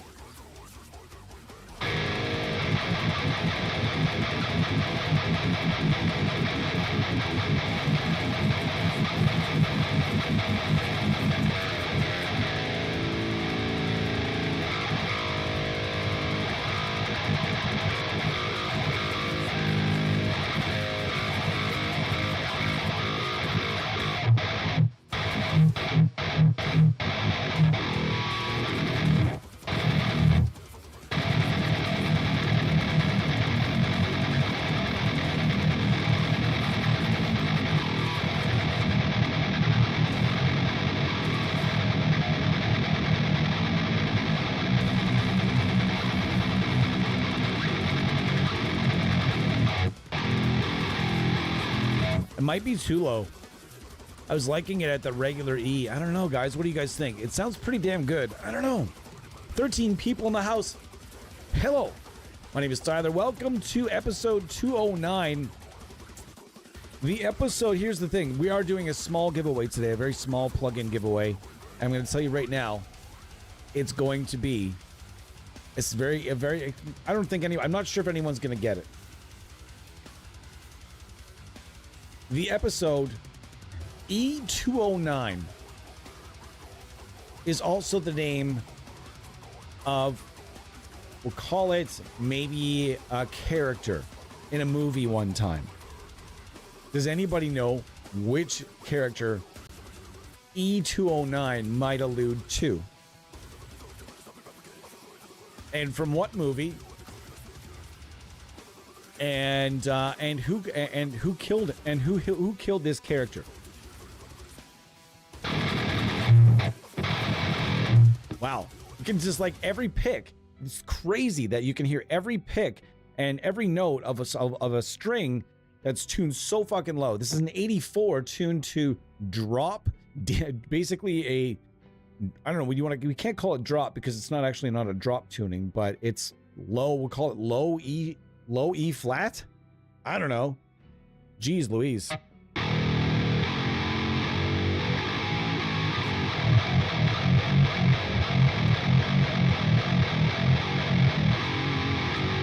I think I'm going to tune it back to the other tuning. I can hear that low string a bit more effectively. As much as I like it, with a little more slack. Actually, no, fuck it. I'm going to leave it there for a little bit longer. I'm going to give it more of a try.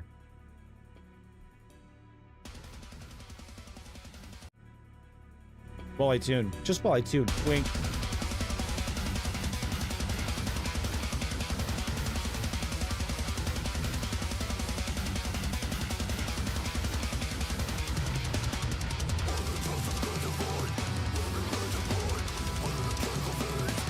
Man, what a fucking riff. What a riff. This might be riff of the year.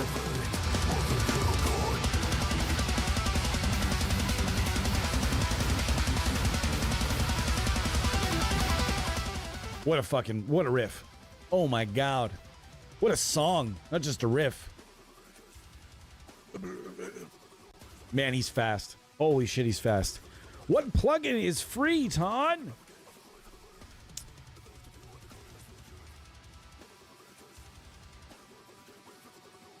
Why my comments disappear? I didn't delete anything. Unless you tried to put a fucking, maybe a link. That'll get you nuked for sure. I just comment on a plugin is free for this month and the comment disappeared 2 times. You can't place a link. Is it a link maybe? Were you trying to put a link? RoboCop, Ronnie Webster. Let's we'll hook something up. What's going on, Sizzle? You guys have rarely seen Sizzle coming through the house here, aka Stacks.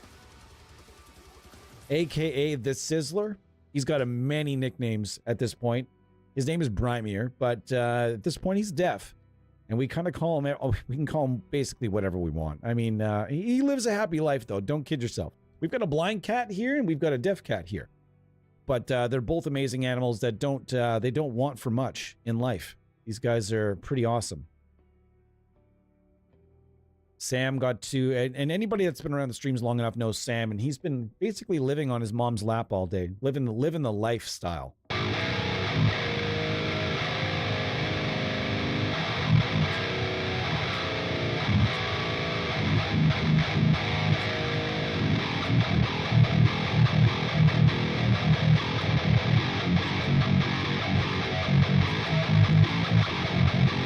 I don't know. You know what though? I love the slack of this tuning. I like there's a tiny bit more slack in the strings. I like that feeling of it, but I don't like that fact that I can't hear that the low string and the notes I'm playing on as much because that's sort of the start of the show at this point. So let's just tune it back to where it was and leave it there. We tried. There's no harm in trying. In fact, it's crazy these days. It's crazy how many people, how many fully grown adults are scared of trying something because they might fail. And I don't know what kind of upbringing they might have had, but failing, folks, we always have to remember failing is part of life. Failing is part of life. It just is. That's how it is.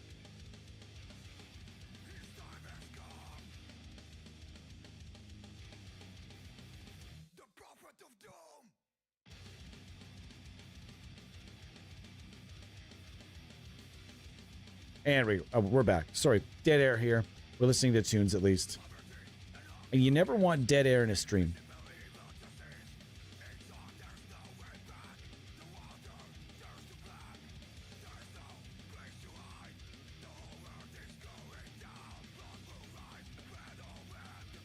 '88th Palm, kind of funny. I literally just had to do some research on RoboCop for work. For work? Really?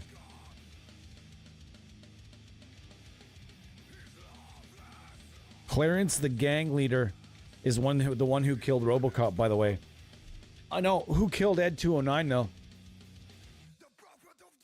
Clarence Boddicker, you mean? A.K.A. Red Foreman? It's funny how you see Red Foreman was such a bad motherfucker in that movie. One thinks, though, and it's funny because if you use, like, the timelines and just imagine that Red Foreman, imagine he didn't die in RoboCop. You know what I mean? Would he have been like Red Foreman? You know? Same kind of character, badass? No. But that Red Foreman has morals. Clarence Boddicker did not. What a great movie RoboCop is, though.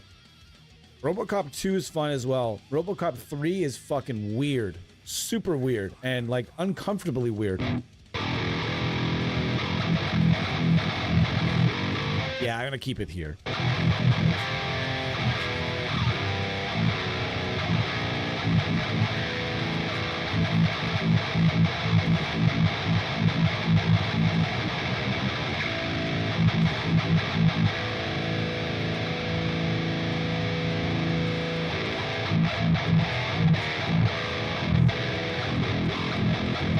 It's weird. Like, power chords don't really work with, like, the low EA, like the low E and A. They just don't. It's weird. They just don't really, they don't work. I don't know, for some reason they just don't have, it just doesn't sound good when I do power chords with those two low strings. Straight up. It just doesn't feel right. It doesn't sound right. So I just usually just use the lowest string, like, on its own, like, kind of droning it.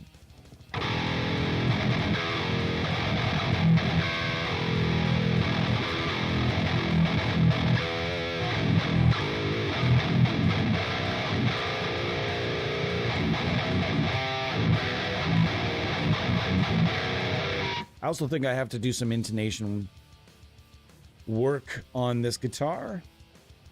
The intonation, I believe, is probably out of just a tiny pinch, and I'm just gonna have to do some adjustments to this after the stream. Also, since the last time I set this guitar up, the temperature is about 30 degrees warmer, maybe if not more. I think we were in the minus 30s when I set this guitar up last, and while it does live near a humidifier, and we do have a pretty warm place, still, things like the dryness, just the sheer dryness of the air when it's minus 30 versus the incredible humidity we're dealing with right now, because it's fucking raining outside now, which is crazy enough. Yeah. I have a RoboCop. You had a RoboCop toy as a kid? Mint. Barracuda, an octave down, sounds badass.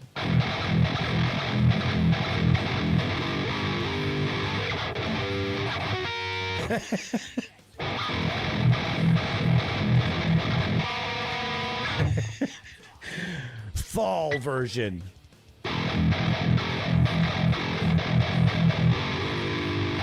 So is and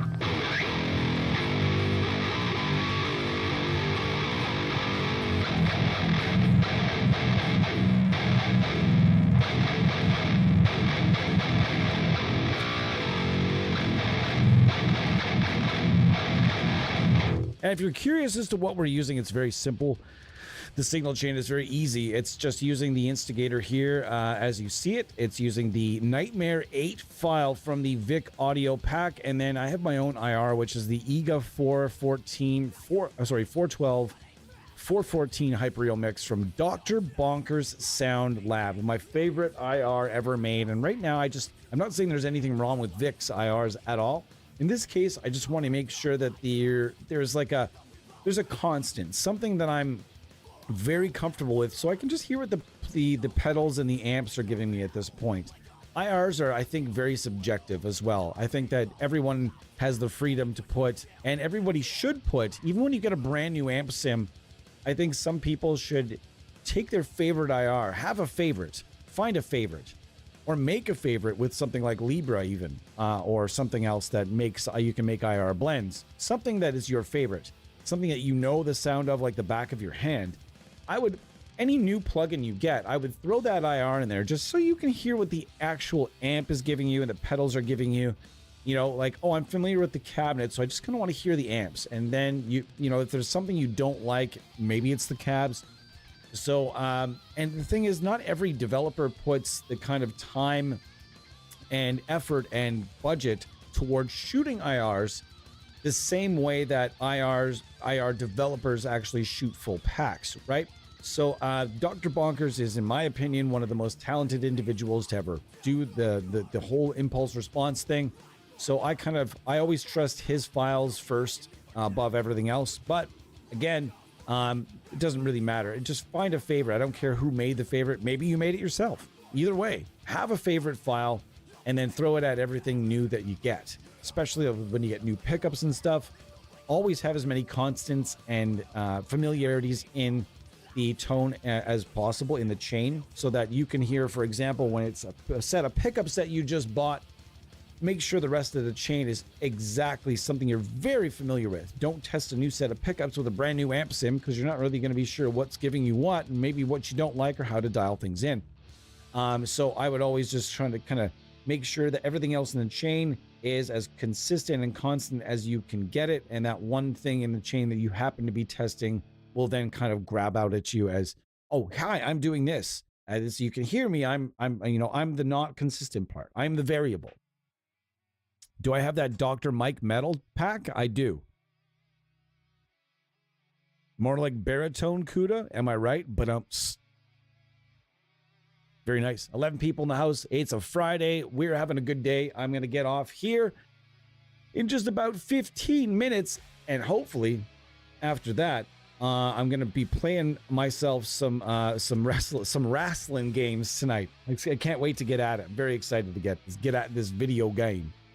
It's really bothering me that the neck is bowed a little bit. Like, I'm so anal with my with the way my guitars are set up that I didn't have a second to adjust this one, because we just decided to go at it. Normally I would have put I usually like to put 5 or 10 minutes. I like to put a bit of a setup on a guitar to make sure that everything is good for the stream. But today I didn't do it, and here we are with a tiny bit of a bow on the neck that I'm not really digging.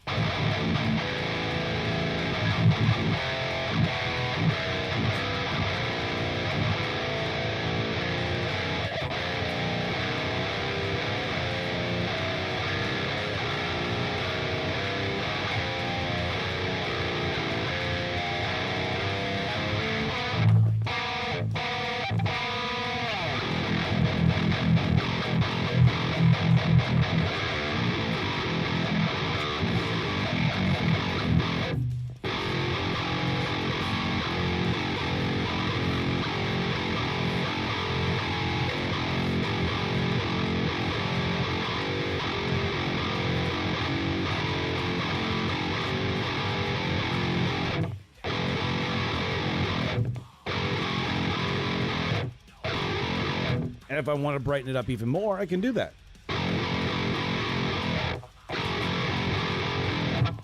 And turn off the shift.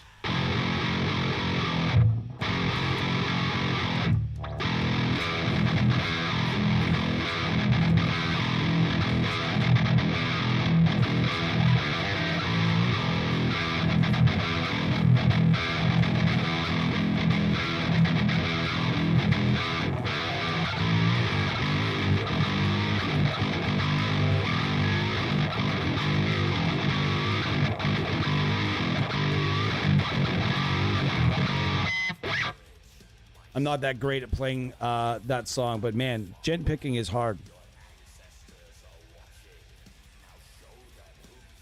Having guitars so low restricts the kind of riffs so much. Yeah, it does. Like, I'll admit, there's not a whole lot. I mean, I can do a lot of riffing on this guitar. Like, remember, I just go up a string. You can do all kinds of riffing.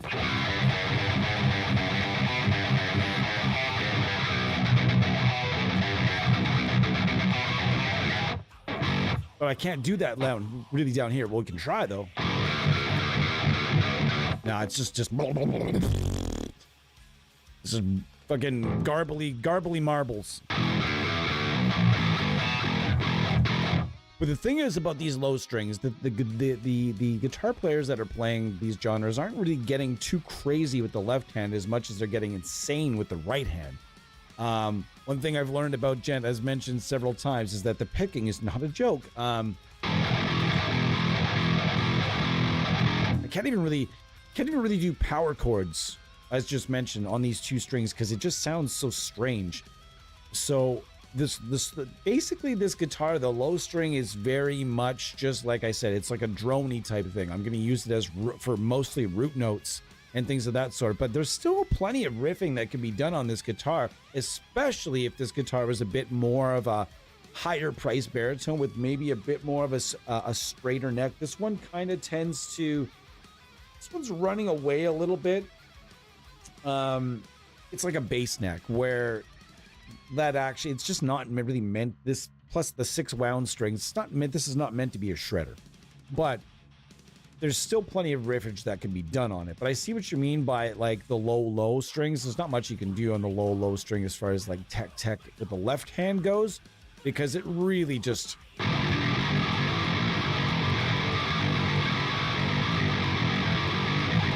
it's more of something like a string that I'm going to be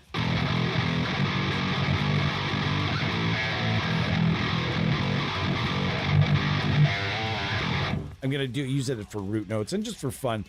The other thing I don't like about tuning this low is I can't play a bass. There's no bass tune. Like there's no way I'm gonna go and tune a bass to a low octave E. Your low string is gonna be this thick, and you're never gonna hear it unless you have a fucking subwoofer. You might hear it. You might feel it more than you're gonna hear it. You know what I mean? It's just no point. So the lowest I like to tune when I'm recording anything is B flat. B flat's probably the lowest because you can still get a bass very audible in B flat, where the low string is just B flat because that's only just a half step down from where that low string sits anyways. A is fine as well.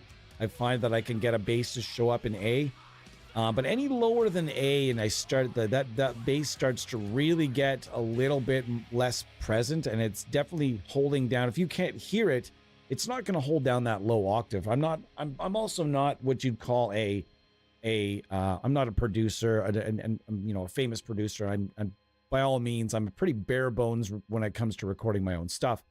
But when it comes to certain things like sonically, some of the heaviest guitar tones in the history of heavy music were only heavy because they had a bass tone in the mix that was just tailor-made to back up that guitar tone. And it wasn't just, you weren't really listening to the bass tone, you're listening to the guitar tone being enhanced by the bass and thinking that all that heaviness is guitar. But really, it's the way the bass blends and plays the certain notes. Just certain smart things. Guitars are now drones, and the rhythm groove is the 10 dB too loud. Yeah. The lowest I go is A. I have an easy bass. I just programmed the MIDI that I can't do MIDI bass. Can't do it.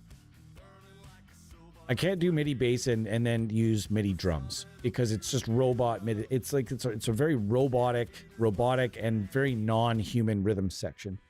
I love using the pre-made MIDI that's been played by real drummers because it's not really on the grid, and I like to just play the bass myself because I'm not necessarily the best bass player in the world, but I'm pretty good at putting two things together to be able to use I'm good at writing bass lines that enhance the guitar. That's all I'm really about. You know, little fills every now and again where there's place, you know, where there's a spot to do it, but overall I like to just kind of stick with the bass being not simple.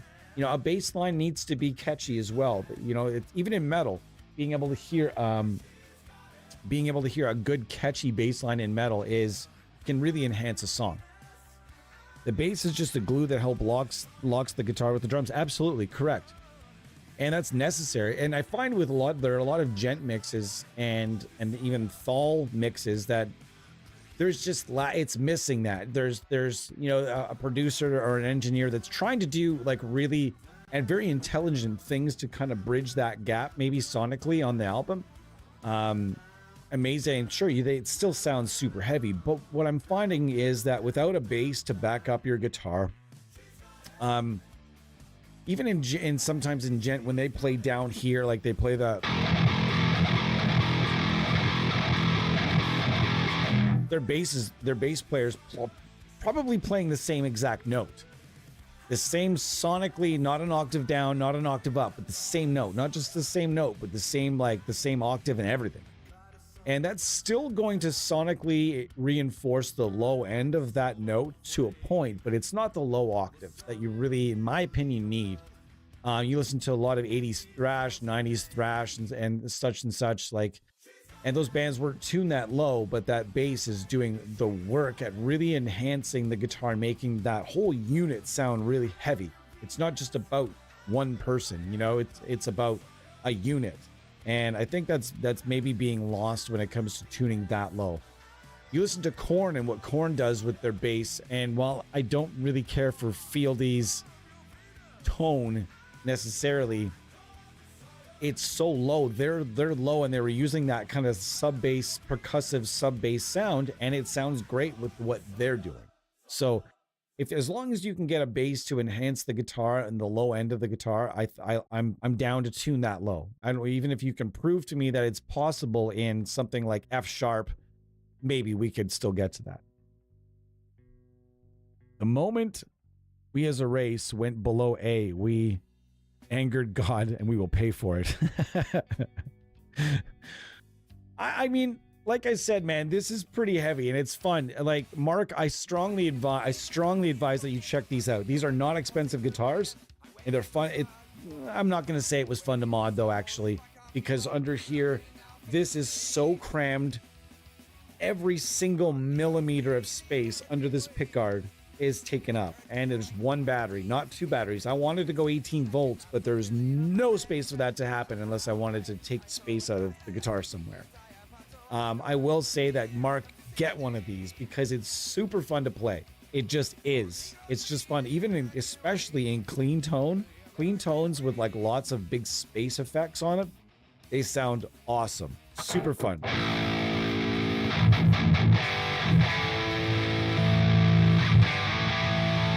Now we're going to end the stream with what happens when you put severe doom tones on top of this low of a tuning. Well, let's find out what happens. What do you think would happen when we put doom through this? Are there any doom bands that tune this low?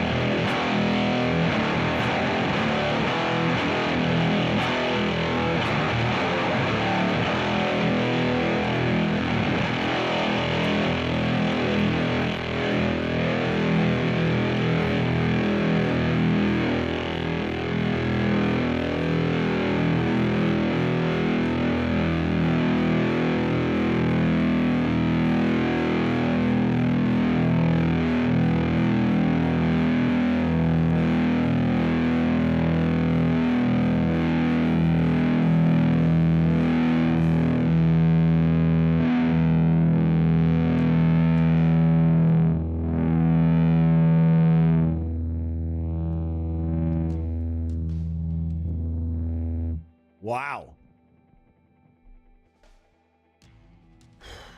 That might have been one of the most fun times I've had playing guitar in the most recent future. Or sorry, the most recent history. Wow.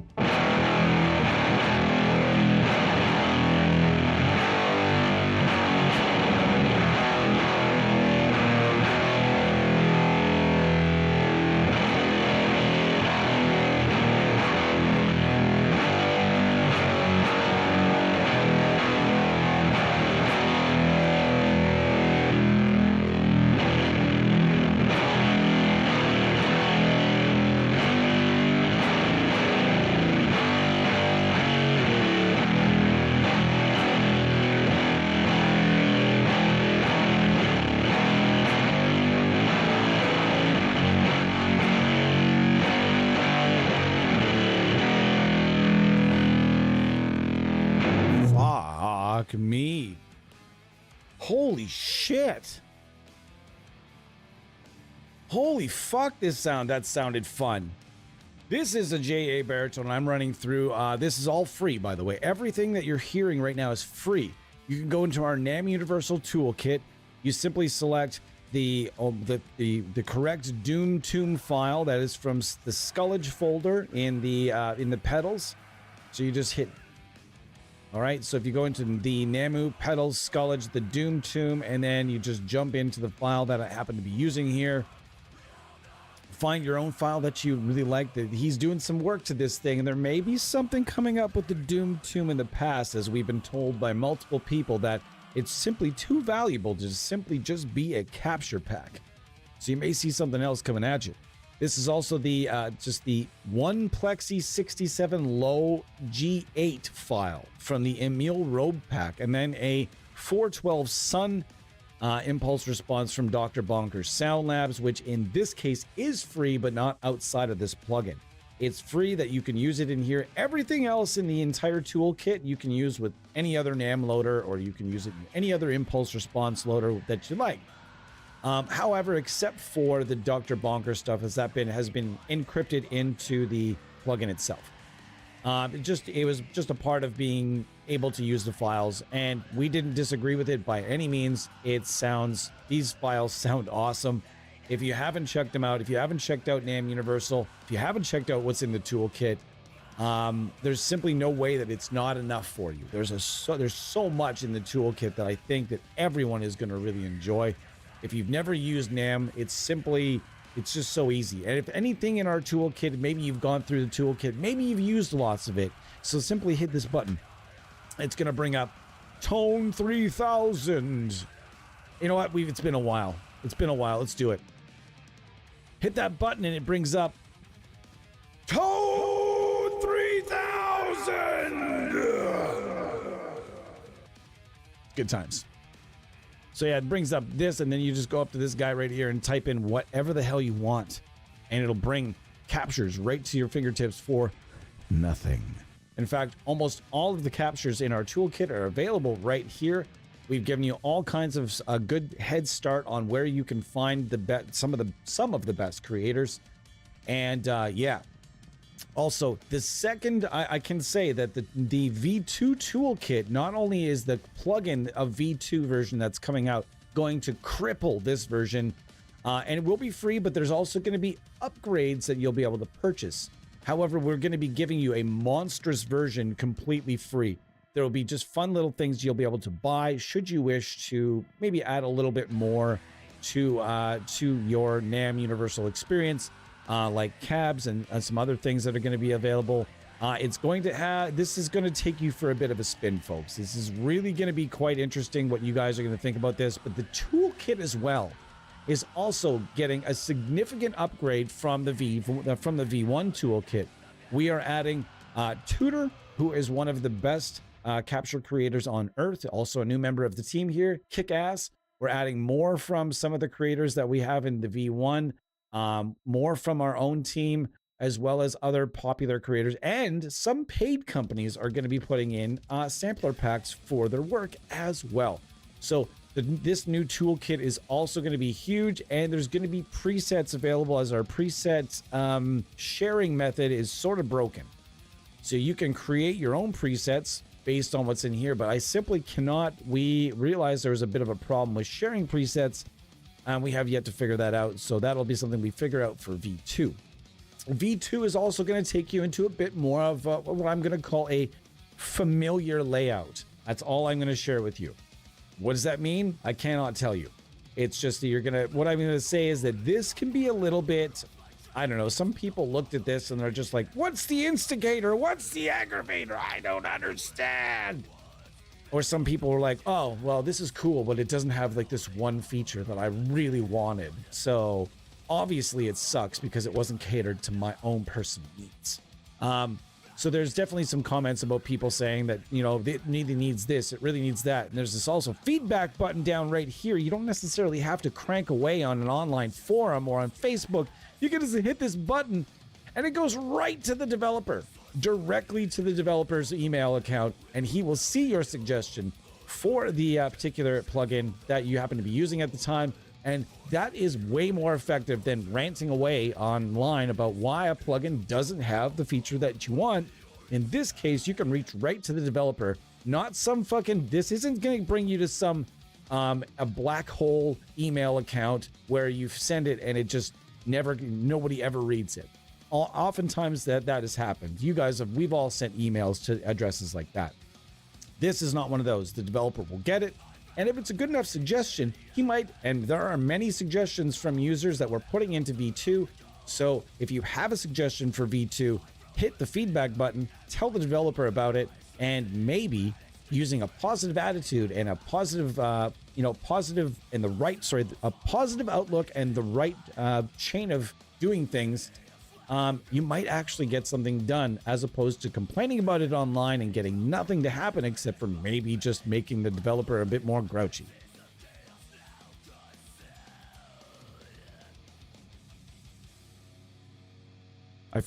Hold on, I'm lost here in the comments. Yeah, Taylor Danley built a cab. That is pretty cool. Wrestling video games. I can't wait. I've never played it. I've never played a 2K wrestling game. I've never played it. The last wrestling game I played, we have an emulator machine that's got like tons of emulators on this old my old recording computer that's just like packed full of emulators and games. I love the old Royal Rumble game for just SNES. I think it was Super Nintendo. And I haven't really played a 2K sports game since maybe the late 90s or something. 2K wrestling 2K2. I don't know. So I have no idea what to expect. There's 400 playable characters, wrestlers from all eras. I'm in my Graceland right now. I haven't played it. Is it going to be frustrating? It's going to be fun? I have no idea. I just bought it. It was extraordinarily expensive for the whole pack, but I said, fuck it. I'm going to buy one wrestling game that's going to last me forever. I'm not buying next year. I won't buy the year after that either.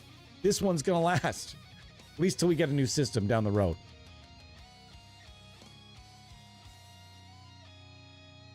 There was not And Justice for All. Wait, And Justice for All disagrees. You're right. And think about how much better. And this might be arguable. That's fine, but And Justice for All would factually sound better with Jason Newsted's bass in the background. Factually. It doesn't have to be Jason Newsted's. I don't care. Any bass. It could be a MIDI bass for all I give a shit. Put something on it. Why has Metallica done so many reissues of so many things and so many like weird like live album? Oh, we just made an album out of a live show that somebody did on a 4-track fucking 35 years ago. You know, like, why not do a reissue of fucking And Justice for All with the bass on it? Why? Why can't we do that? I don't care if James Hetfield plays the bass. I don't care if Rob Trujillo plays the bass. That would be fucking Bush League. Happy Bush League. There was bass tracks recorded. That has been confirmed. Jason recorded all of his bass tracks. Those are all there. They're available somewhere. They are stored somewhere. Can we have them? I'm sure that if you're Metallica and you're looking for one more thing to like way to mine some money out of your fans, would that not be gangbusters? That's such a boomer term. I don't even know what it means. Gangbusters. But that would sell like all the copies. Physical copies would be sold. You know what I mean? It wouldn't just be something people would stream on Spotify. People would buy that shit. People would buy it on vinyl. People would buy it on CD. People would buy it, you know what I mean? Digital downloads. People would buy that. Put out the End Justice for All. Let's start a petition. Let's start a petition right now. It must happen. Outrage before they fucking pack it in. Come on. You know what I mean? It's my most favoritist member of Metallica, Jason Newsted, got absolutely screwed on that. They screwed him over so much. If you ever read like the unauthorized biographies, there's a lot of shit that came out about a lot of shit they did to him in those books. Man, and just stuff they were super mean to him for a really long time. And man, when he eventually left the band, like, he said he wanted to leave for years, but he just like wasn't sure, didn't have the confidence, wasn't sure if he could afford it, etc., etc. Loves touring, can't stand touring with the band, can't stand being around the band. You know what I mean? It would have sucked. My Electric Wizard, wait, they get pretty low. Not sure they tune to Electric Wizard. Electric Wizard only tunes in C, I think. They're in C. I'm pretty sure they're in C or C sharp. Was that the funeral march?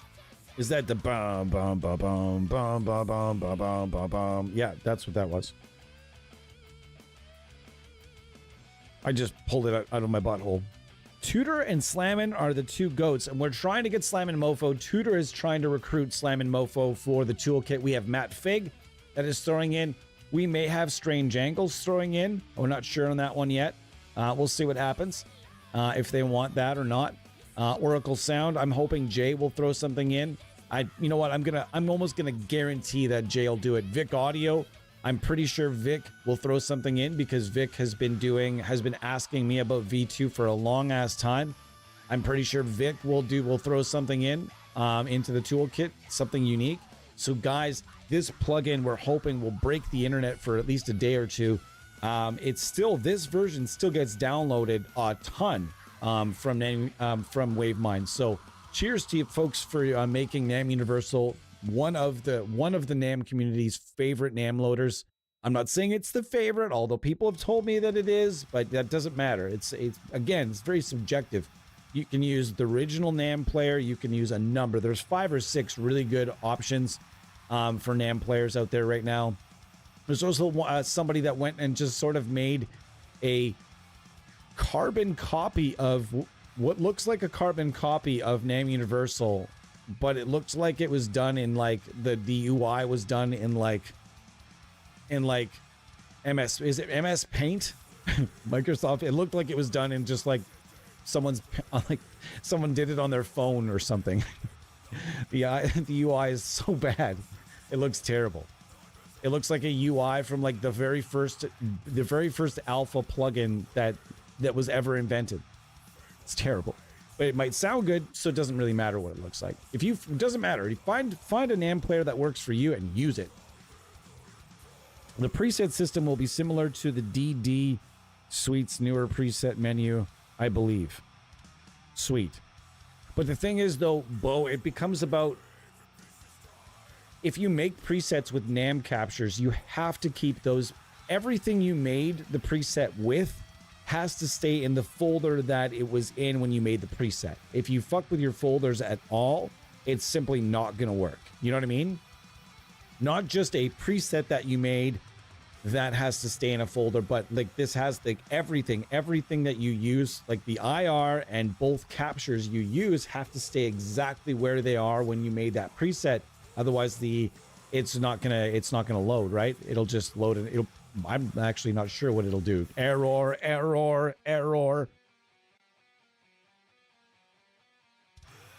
Folks, I am on my way out. Thank you so much for being here today. I absolutely love this community. I love being a part of it. And it's amazing. It's super fun to hang out with you guys on Fridays after work. That is my wind down from the week. I need it. My missus said last night, she's like, "What, are you just gonna come home from work and are you gonna stream, or are you gonna play your game?" I'm like, that's not even a question. There's nothing more important than streaming to me on Fridays after work. It's that thing I need to just separate the work week from the weekend. And now that has taken place. We have separated things. Tomorrow morning, I am going to be here with a Telecaster, and we're going to be going over. I'm going to be here with a Telecaster or a Strat or something, and we're going to be making probably some twangy style sounds. I have no idea what we're going to be doing. It's never about Chugs Saturday mornings, though. Might be about the crunch, the Marshall crunch. Might be about something else, but it's usually almost always about something a little more classic or a little bit lower gain. So I will see you folks tomorrow morning, 10 a.m. Eastern time. I can't wait. It's going to be fun. And then as far as the rest of the weekend goes, it really depends. I've got if the new plugins that are supposed to come out are coming out, then I might have something for you Saturday, tomorrow night, or Sunday. We'll see. But we'll find out then. Hold on. Fleming Rasmussen has the bass tracks at very least. I'm sure Metallica has their own masters somewhere, stored somewhere deep in a safe underground. Can't remember if he dropped out or maybe they went behind his back, mixed the bass though. There are people that swear they can actually hear the bass on that album, and it's like, no, you can't. It's just overblown amps they were using. And then the fact they also sped the drums up, eh? That's the other thing about that album that gives me the Everybody says it's Lars Ulrich's, it's the best performance of his career, but they slowed it down. Sorry, they sped the drums up before recording the guitars. So, is it his best performance ever? But you know what? He can still play those songs live, so whatever. It's just they were looking for more crisp takes. I get it. All right, folks, I'll see you guys tomorrow. Thank you some more for being here. Like and subscribe if you enjoyed the content. If you did not, if you're going to leave it down, if you're going to leave the thumbs down, leave a comment. Tell us what you did not like, okay? Either way, we'll see you guys next time, and cheers.